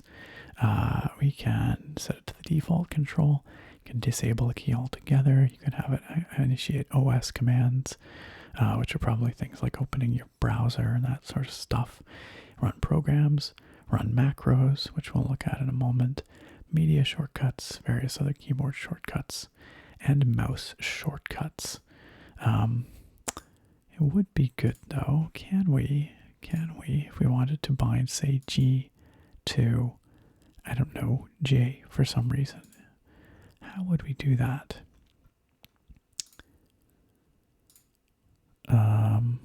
There we go. I call them keyboard shortcuts, which is kind of a weird way to do it, but we can just enter the keystroke. So if we wanted it to be J, okay, now G is J for some reason. So that's all available there. That's all the basic stuff you expect, and it should allow you to configure as you want. The one thing that I don't see here is the ability to configure anything on the secondary function layer, but maybe I'm wrong. We do have, under keyboard shortcuts, we can have modifiers in form of Control, Alt, Shift, or the Windows key plus the keystroke, but, or a variety of other keyboard functions. F keys past F12, that's a thing. I didn't even know those existed. But I don't see any options for the function modifier plus a key, so that's too bad. It would be nice to be able to modify those, but by default the secondary function layer does give you access to pretty much everything you would want. So okay, moving right along, the macro recording. I haven't actually looked at this, but let's just call this one test. Record mouse input, record keyboard input, record delay, or so that's going to record the actual delay between key presses, or you can input a fixed custom delay or select no delay. Let's just start recording and let's go. There we go. Stop recording. So we have a sequence of random keys that I pressed here. It's recorded the millisecond delay in between each press. If we wanted to go in here and edit, we can delete individual key presses. We can move each piece in the sequence up and down. We cannot edit after the fact the delay in between each, which is too bad, but we can remove individual pieces. Oh, let's not do the whole thing. Oh, Yeah, okay, so that just does one piece. And when it plays back, you can have it play once, you can have it held or repeated. So, okay. Pretty typical, and then you can assign that through the key binding. So, and we can delete that. Very easy. Okay, so that's basic macro recording functionality. Looks good. Finally, we have the settings for this individual board rather than for the software, which lived up here. We can disable Shift Tab if we wanted. I don't know why you would, but you could. Disable Alt F4, disable the Windows key. Interestingly, my Windows key still seems to work even though this is checked on. Let's do that. Now let's turn it back on again. Yeah, for some reason that doesn't seem to be changing anything. So I'm not sure what's up with that disable Windows key option. But that said, that is doable with a keyboard shortcut on the keyboard. So, and indicator LEDs, presumably that's for like if you have function held down. No, actually, you know what? For caps lock, num lock, scroll lock, and these sorts of things. Okay, good to know. We can reset to defaults. There we go. Back to factory defaults. We can check for firmware updates, which I did do, and it very quickly found and installed a firmware update. Took maybe a minute altogether. And you can access the manual here as well, which is great. So, altogether, I'm really happy with Basecamp once again. I think it is a clean, intuitive piece of software. It offers you all the functions you might want, none of the ones you don't, compared to a lot of the very janky software that comes with a lot of budget keyboards. This is a much nicer looking and functioning experience, much more intuitive experience, and I'm glad to see the Basecamp is just as good as ever. Really, it is quite exemplary in terms of how this kind of keyboard software ought to be implemented.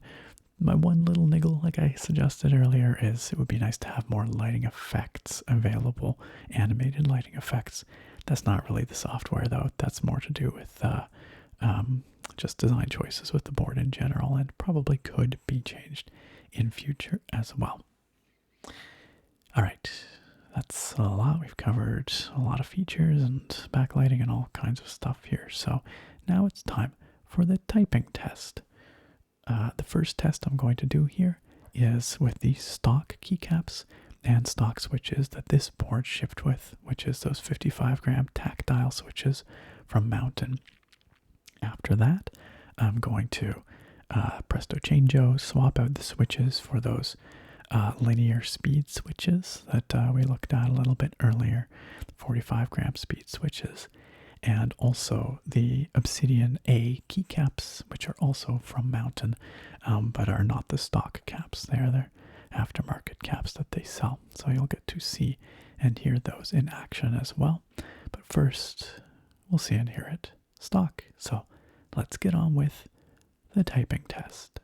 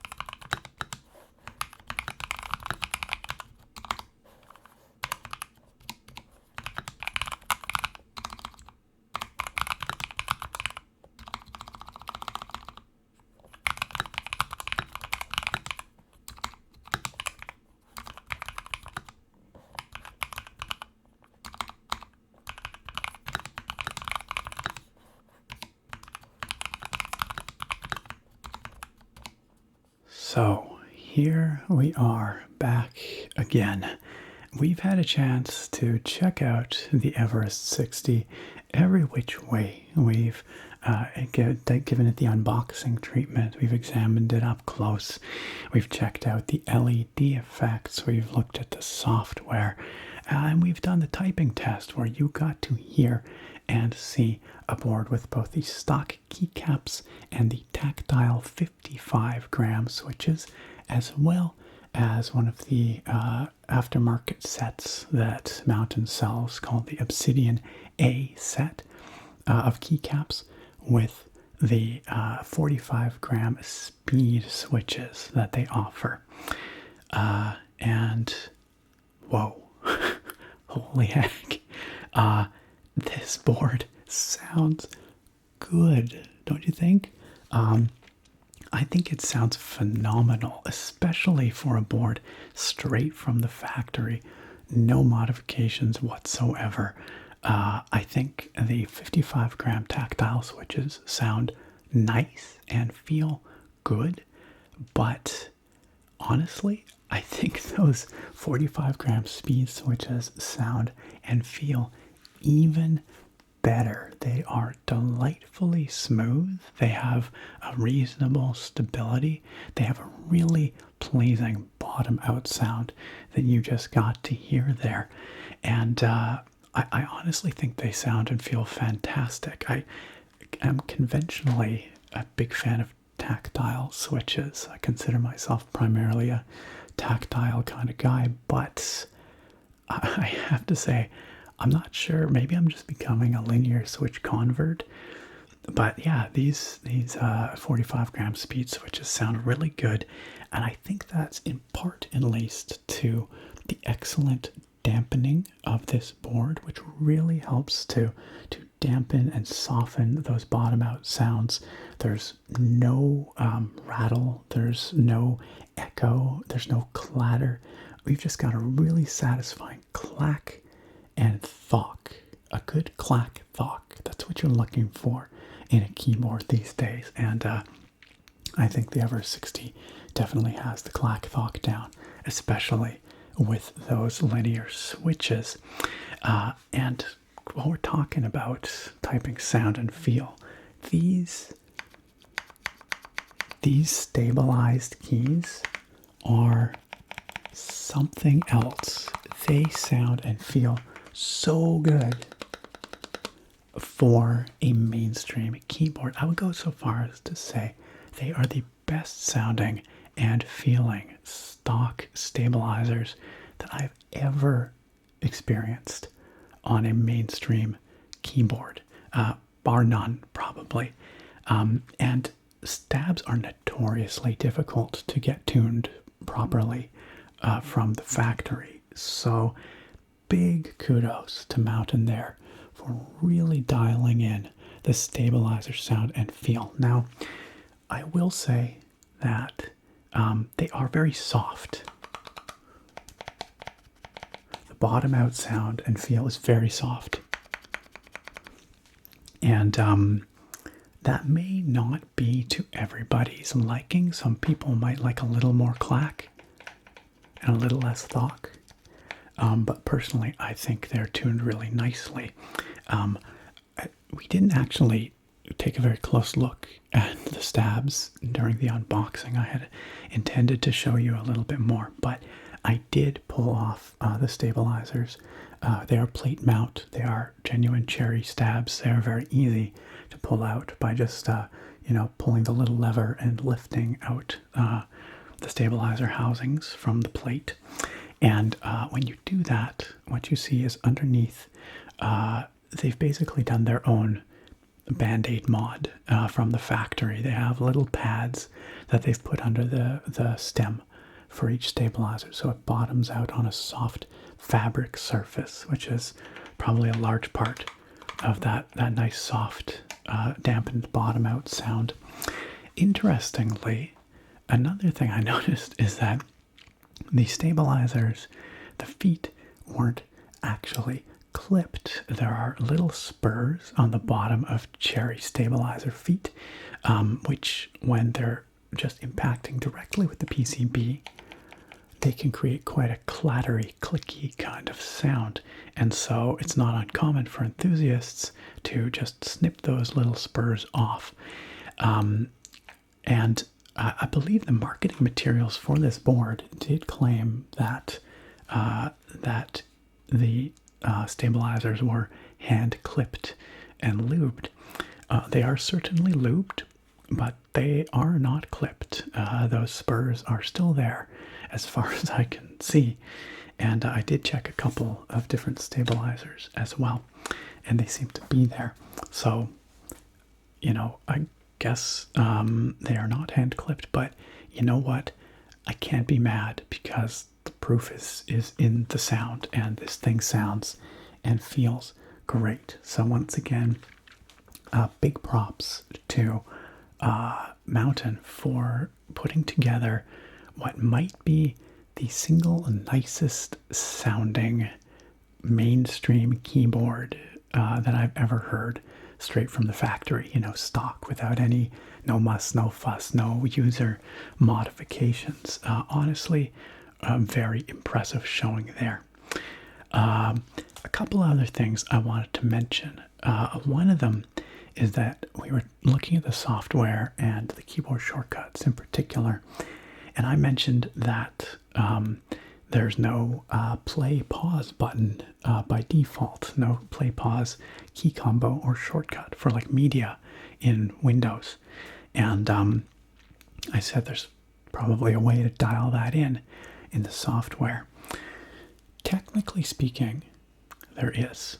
You can bind any key you want to the media play pause function in Windows. However, what you can't do is bind a key combination to play pause. In fact, you can't bind a key combination to anything because Mountain's Basecamp software does not support key combination binding. What I mean by that is you can, if you wanted, bind a single key, so let's say left alt, to a combination of keys. So if you wanted, you can make it so that alt actually presses Control F or something like that. That's what it initializes. What you can't do is bind Control D or something to media play pause or alt P or something. There's no way to combine or to bind a combination of two keys to a single function. And that's an important distinction because it means that if I wanted media play pause on this keyboard, which I do for what it's worth, I use that a lot, I would have to give up another key to do so. Like I'd have to turn, I don't know, right alt, for example, or something, into a play pause button. Anyway, I don't want to belabor the point, but it's an important distinction and it's worth pointing out that you cannot combine key combinations and bind those. Now, Mountain's representative did tell me that they are looking into that, and I wouldn't be surprised if that got added to the Basecamp software in a future update. But as it stands right now, that isn't an option, and that is highly unfortunate because I would like to have the play pause button on the keyboard because, like I said, I do use it quite a bit. The other thing that is important for me to point out here, I think, in the the interest of full transparency, is that the board that you saw me unboxing earlier in the video, we carefully unboxed and examined that board, lovingly, gingerly handled it and all that. I went to plug it in and nothing. Zilch. Was not detected by my PC. The lights were off. Nobody was home. That first board was a lemon. It just didn't work. Now, I told Mountain about this, and they were very quick to ship me a replacement, which is this board that I'm holding in my hand right here. and it works flawlessly. I plugged it in and detected first time, lights came on, off we go. Haven't had a single issue with this one, but I think it's important to let you know that of the 2 boards that I have sampled, my sample size of 2, one of them did not function. Now, I do not think that this is representative of the majority of Mountain's keyboards. I have no reason to believe that. I think this was just bad luck, and perhaps the very first production run, maybe there were some bugs to work out or something. I'm not quite sure. But I will be interested to see if there are any reports of other dead on arrival DOA keyboards once the Everest 60 goes out to retail. My gut feeling, again, is that it will not be a common issue, that I just got unlucky with that lemon. But I did feel it was important to mention it to you, just as a point of transparency and clarity. If anything, really, it shows that the keyboards that Mountain sends out to reviewers are not cherry-picked, because if they were, tested and tweaked and made sure that they're sending out the best possible examples to reviewers, then they wouldn't have sent me one that didn't work at first.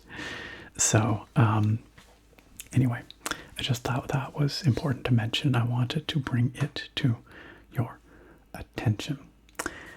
I believe that's pretty much everything I have to say about the day-to-day usage experience and the overall experience with this keyboard. Honestly, it's a joy to type on. It's not often that a mainstream marketed keyboard like this is something that I really look forward to interacting with, to typing on, to hearing and feeling. There are many keyboards that are very good, very competent, but this one is a cut above in terms of its refinement and its overall typing experience. It really shows that Mountain took some of those initial criticisms that were made of the Everest Max, this keyboard's big brother, to heart, and really put in the R&D effort to produce a keyboard that offers an exceptional enthusiast-grade typing experience right out of the box without any mess or hassle or aftermarket tuning of that kind. So, with all that said, it is time to run down the pros and the cons, the things I really like and some of the things I may be less crazy about for the Everest 60. And y'all know me, I'm a positive kind of guy, so I like to start over here with the pros. The first thing that I really love about the Everest 60 is its solid build. That's partly due to those thick aluminum top plates and partly due to that nice dense silicone dampening and weighting material down in the bottom, as well as those layers of foam below and above the PCB, between the PCB and the plate. Altogether, it makes for a keyboard that feels dense, that feels weighty, that feels very nicely dampened with no hollowness, no rattle, no flex. It feels very, very solid. The second thing I really love about this board is, of course, the hot swap sockets. These days, hot swap sockets are kind of becoming a necessity, especially on more premium mechanical keyboards like this, but nonetheless, I'm really glad Mountain opted for them, especially for sockets with both 3 and 5 pin support, because that supports a much wider diversity of switches, including many more premium enthusiast grade switches. This is a big improvement from the Everest Max, which only supported the 3-pin variety. So awesome to see 5-pin hot swap support on the Everest 60. I'm also really happy about the factory lubed mountain switches. This is my first experience with mountain switches. Well, anyone's first experience with mountain switches, because they're just launching them with this board, and they're good. They're not the very best switches I've ever used, but they do outperform, for example, Cherry MX switches in pretty much every meaningful way, I would say. They are smoother, they have less wobble, they have less spring ping, they have a nicer bottom out sound. Overall, they are just better switches. I think they feel and sound really nice to use, and they definitely elevate the typing experience of this board above typical budget-oriented switches or even Cherry MX switches. I'm also really happy to see double shot PBT keycaps on this board. The UV coated ABS that the Everest Max shipped with simply felt cheap. They looked good, they're very sharp, but they shined up very quickly and they were very thin. The stock caps on the Everest 60 are a marked improvement. They're nicely textured, they're PBT, so they're not going to shine up on you. They're double shot, so the legends are basically everlasting. They're never going to wear out. And overall, they're just a vast improvement. Now, they're not the best keycaps I've ever seen, and this applies to not just the stock keycaps, but also those aftermarket keycaps that I have on here, those Obsidian A keycaps, because they're effectively equivalent. They seem, in terms of manufacturing, to be pretty much identical to the stock keycaps. They are not the best keycaps I've ever used. Certainly, you can find thicker keycaps with slightly sharper, better looking legends if you are willing to spend up.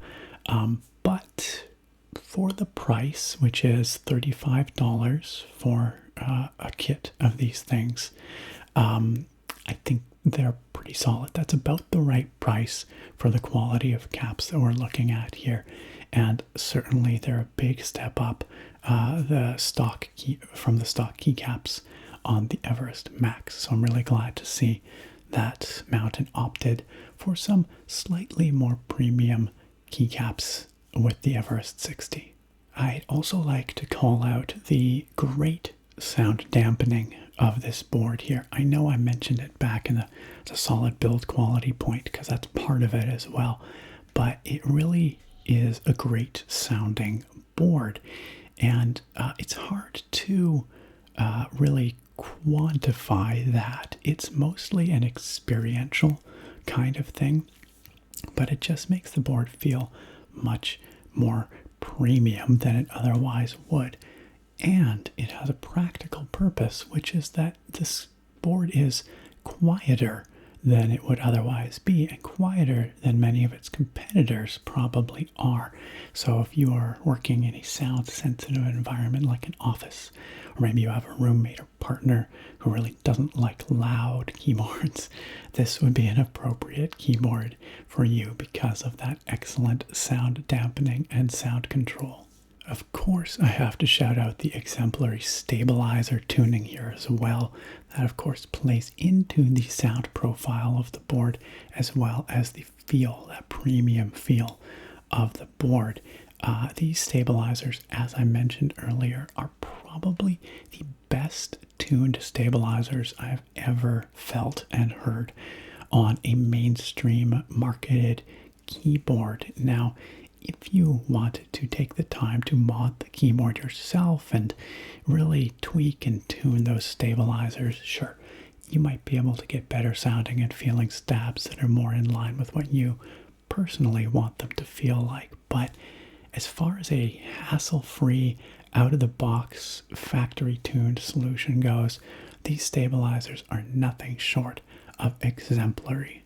And of course, I also have to shout out the optional Modular Numpad. This is a feature that, as far as I am aware, no other 60% keyboard offers. This is a very unique feature for this board, and the fact that it can go on either the conventional right-hand side or turn the board southpaw and flip over to the left side is really cool, gives lots of flexibility, and should help assuage the fears of anybody who might be hesitant to jump on the 60% form factor for fear of losing functionality and losing their beloved numpad. This gives you the best of both worlds. And finally, I have to shout out the very polished software experience that Mountain's Basecamp offers. It has all the features you want, none of the features you don't. It is intuitively presented, it is attractive, it is head and shoulders above any solutions that you're going to get from more budget-oriented keyboards, especially those budget-oriented keyboards coming out of China. Many times those cheaper keyboards, if you can even find where to download the software, it tends to be awfully janky and very unintuitive.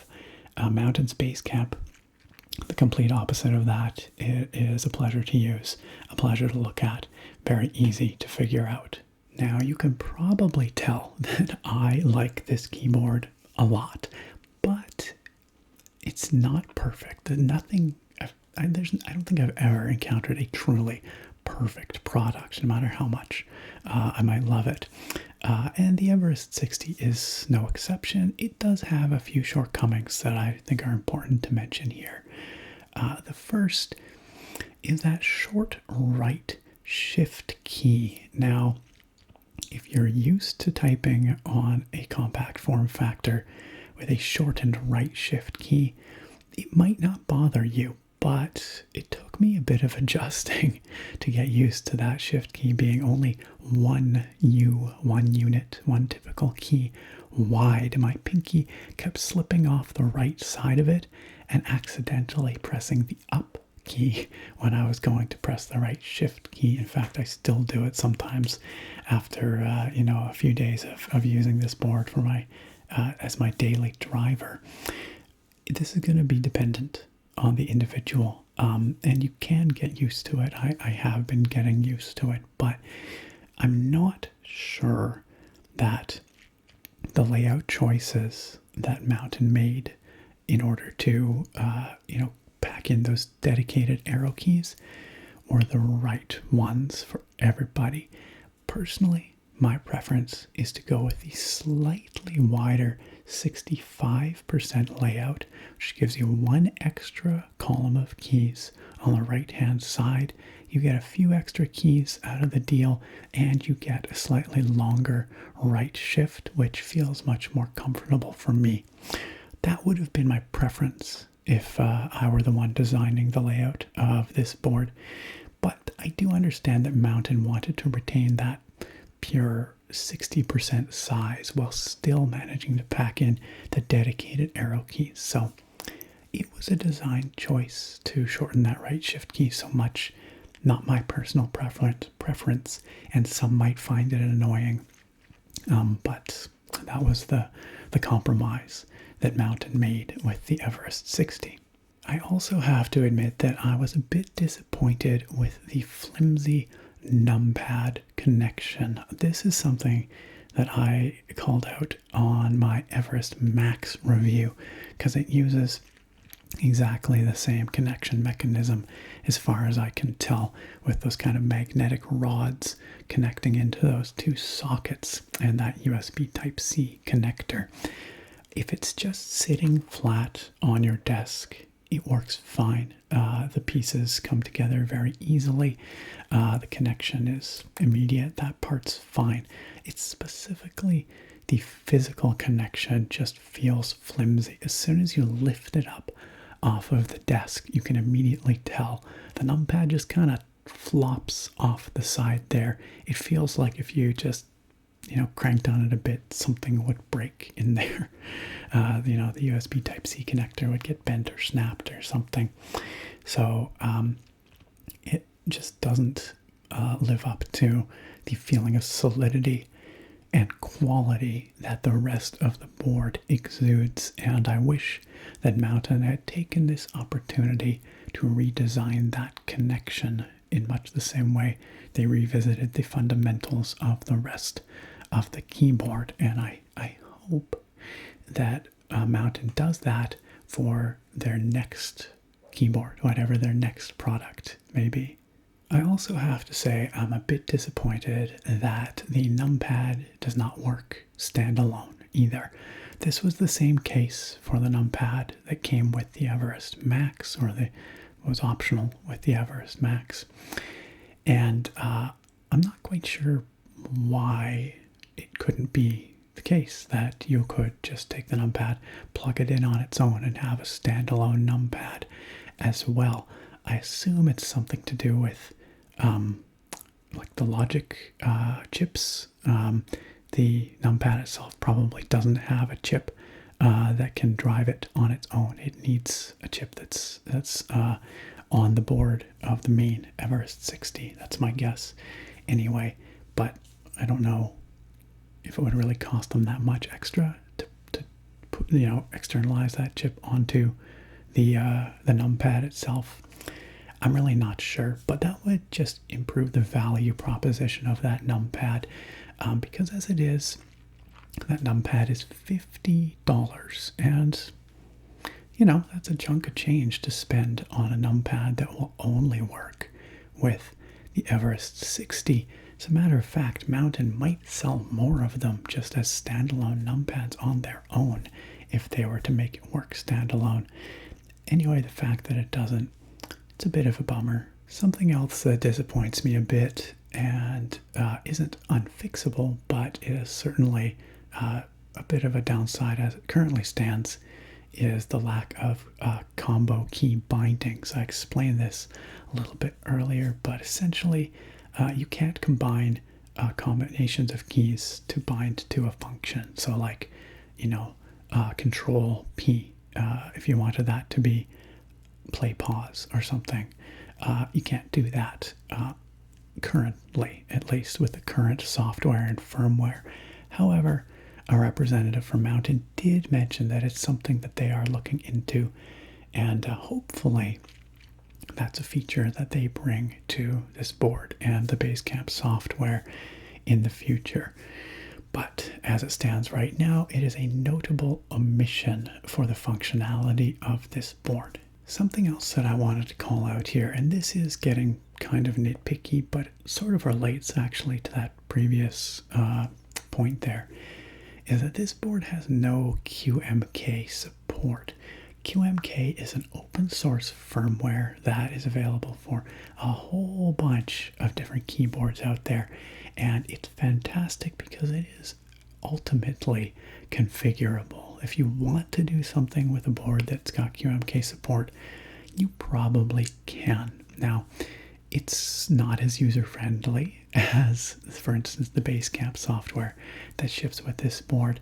Nonetheless, though, for people who would like to get their hands dirty with a little bit more advanced configuration, or be able to do things like add combo key rebinding, for example, it would be really nice to have that QMK support. And it's not impossible for a board to support both its own proprietary software and QMK. For example, just to pull one out of here, the new GMMK2 keyboards from Glorious support both their Glorious core software and QMK as well. So that's something that I would like Mountain to consider for future keyboards as something to support enthusiasts who want to tinker a little bit more and configure beyond what just the Basecamp software is capable of. And the final con here, which I kind of went back and forth on this, but I decided to include because it is an important consideration for many, is that this keyboard is a bit pricey. It's kind of inescapable. This is a $140 keyboard without the Numpad. If you want to add the Numpad, that's going to be an additional $50. So you're getting close to that $200 threshold. That's not cheap no matter how you slice it. Now, I will say that I think you get what you pay for with this keyboard. It doesn't feel like an unfair price for what you're getting, but I do think that it's higher than many people are going to be willing to spring for a 60% keyboard, and it might be off-putting to some, especially more budget-minded buyers. So what then is my final verdict? Well, simply put, the Everest 60 is an excellent keyboard. It is well built, it is feature rich, it sounds great, and it feels awesome to use. It is a more focused, polished product than its bigger brother, the Everest Max, and I simply enjoy using it more. Clear attention has been paid to the typing experience rather than just the feature set, and that makes it feel like a true enthusiast-grade keyboard that is accessible to the mainstream market. For example, the Everest 60 has what are probably my very favorite factory-tuned stabilizers that I've ever seen and felt on a mainstream product, and that's impressive because the stabs are notoriously hard to tune well from the factory. And while the 60% format might be enough to scare off some more conventional buyers, some people who are used to regular full-size keyboards, I think the option for that modular numpad offers a really good compromise between ergonomics and functionality, which will hopefully win back some of those people who otherwise might be hesitant to pull the trigger on a compact form factor like this. Overall, I wholeheartedly recommend the Everest 60. I think it is one of the very best mainstream 60% keyboards that you can buy right now, and you will not be disappointed with the feel, the sound, or the functionality of this keyboard. The only sticking point, really, is the price. At $140 for the base Everest 60 and an additional $50 for the optional modular keypad, it's not particularly cheap, no matter how you slice it. This is further highlighted by the fact that you can get very good 60% keyboards for around half the price, which admittedly they don't have quite the same features that this board offers or quite the same build quality, but still, half the price is half the price. Heck, you can even get very budget-oriented 60% keyboards for like a third of the price of the Everest 60. And if you are a especially cost-sensitive buyer, you will certainly want to consider some of those other very good, very value-oriented options. But as I said earlier, with the Everest 60, I feel like you get what you pay for. None of those cheaper options are going to sound or feel this good out of the box, and none of them offer some of the more compelling and innovative features that the Everest 60 does, such as a modular ambidextrous numpad in a 60% form factor. If you are looking for a hassle-free, high-quality 60% keyboard that looks awesome, that sounds amazing, that feels great right out of the box, you need look no further than Mountain's Everest 60. And that, my friends, brings us to the end of a very long and exhaustive, relaxing review. If you are interested in picking up an Everest 60 for yourself, there is a link down at the top of the video description where you can check out Mountain's web store for the Everest 60, as well as all their accessories like the Modular Numpad, the Keycaps. They have their own cables, all kinds of other stuff. They got a lot of cool things, so go take a look there. That's not an affiliate link. I don't make anything if you buy through there, and I unfortunately don't have a coupon code to offer you, but that link is there, and this keyboard is well worth considering, in my opinion. I do, however, have a deal for you if you click on through on the Into the AM link, where you can save 10% on their awesome all-over print tees, which they've got some brand new designs in, as well as, of course, all their traditional graphic tees and their entire lineup of other awesome, super comfy, super fresh looking, super easy to care for clothing and apparel. Big shout out to Into the AM for sponsoring this video. And don't forget, if you purchase through that link, you can save 10% and support the channel while you're at it. So big shout out to Into the AM, and big shout out to you if you do purchase through that link. I appreciate it very, very much. Thank you to everybody for watching here today. It means an awful lot to me. I hope you found this video informative, and of course I hope you found it relaxing, and I look very forward to having you back here next time for another episode of relaxing reviews. Bye for now, my friends.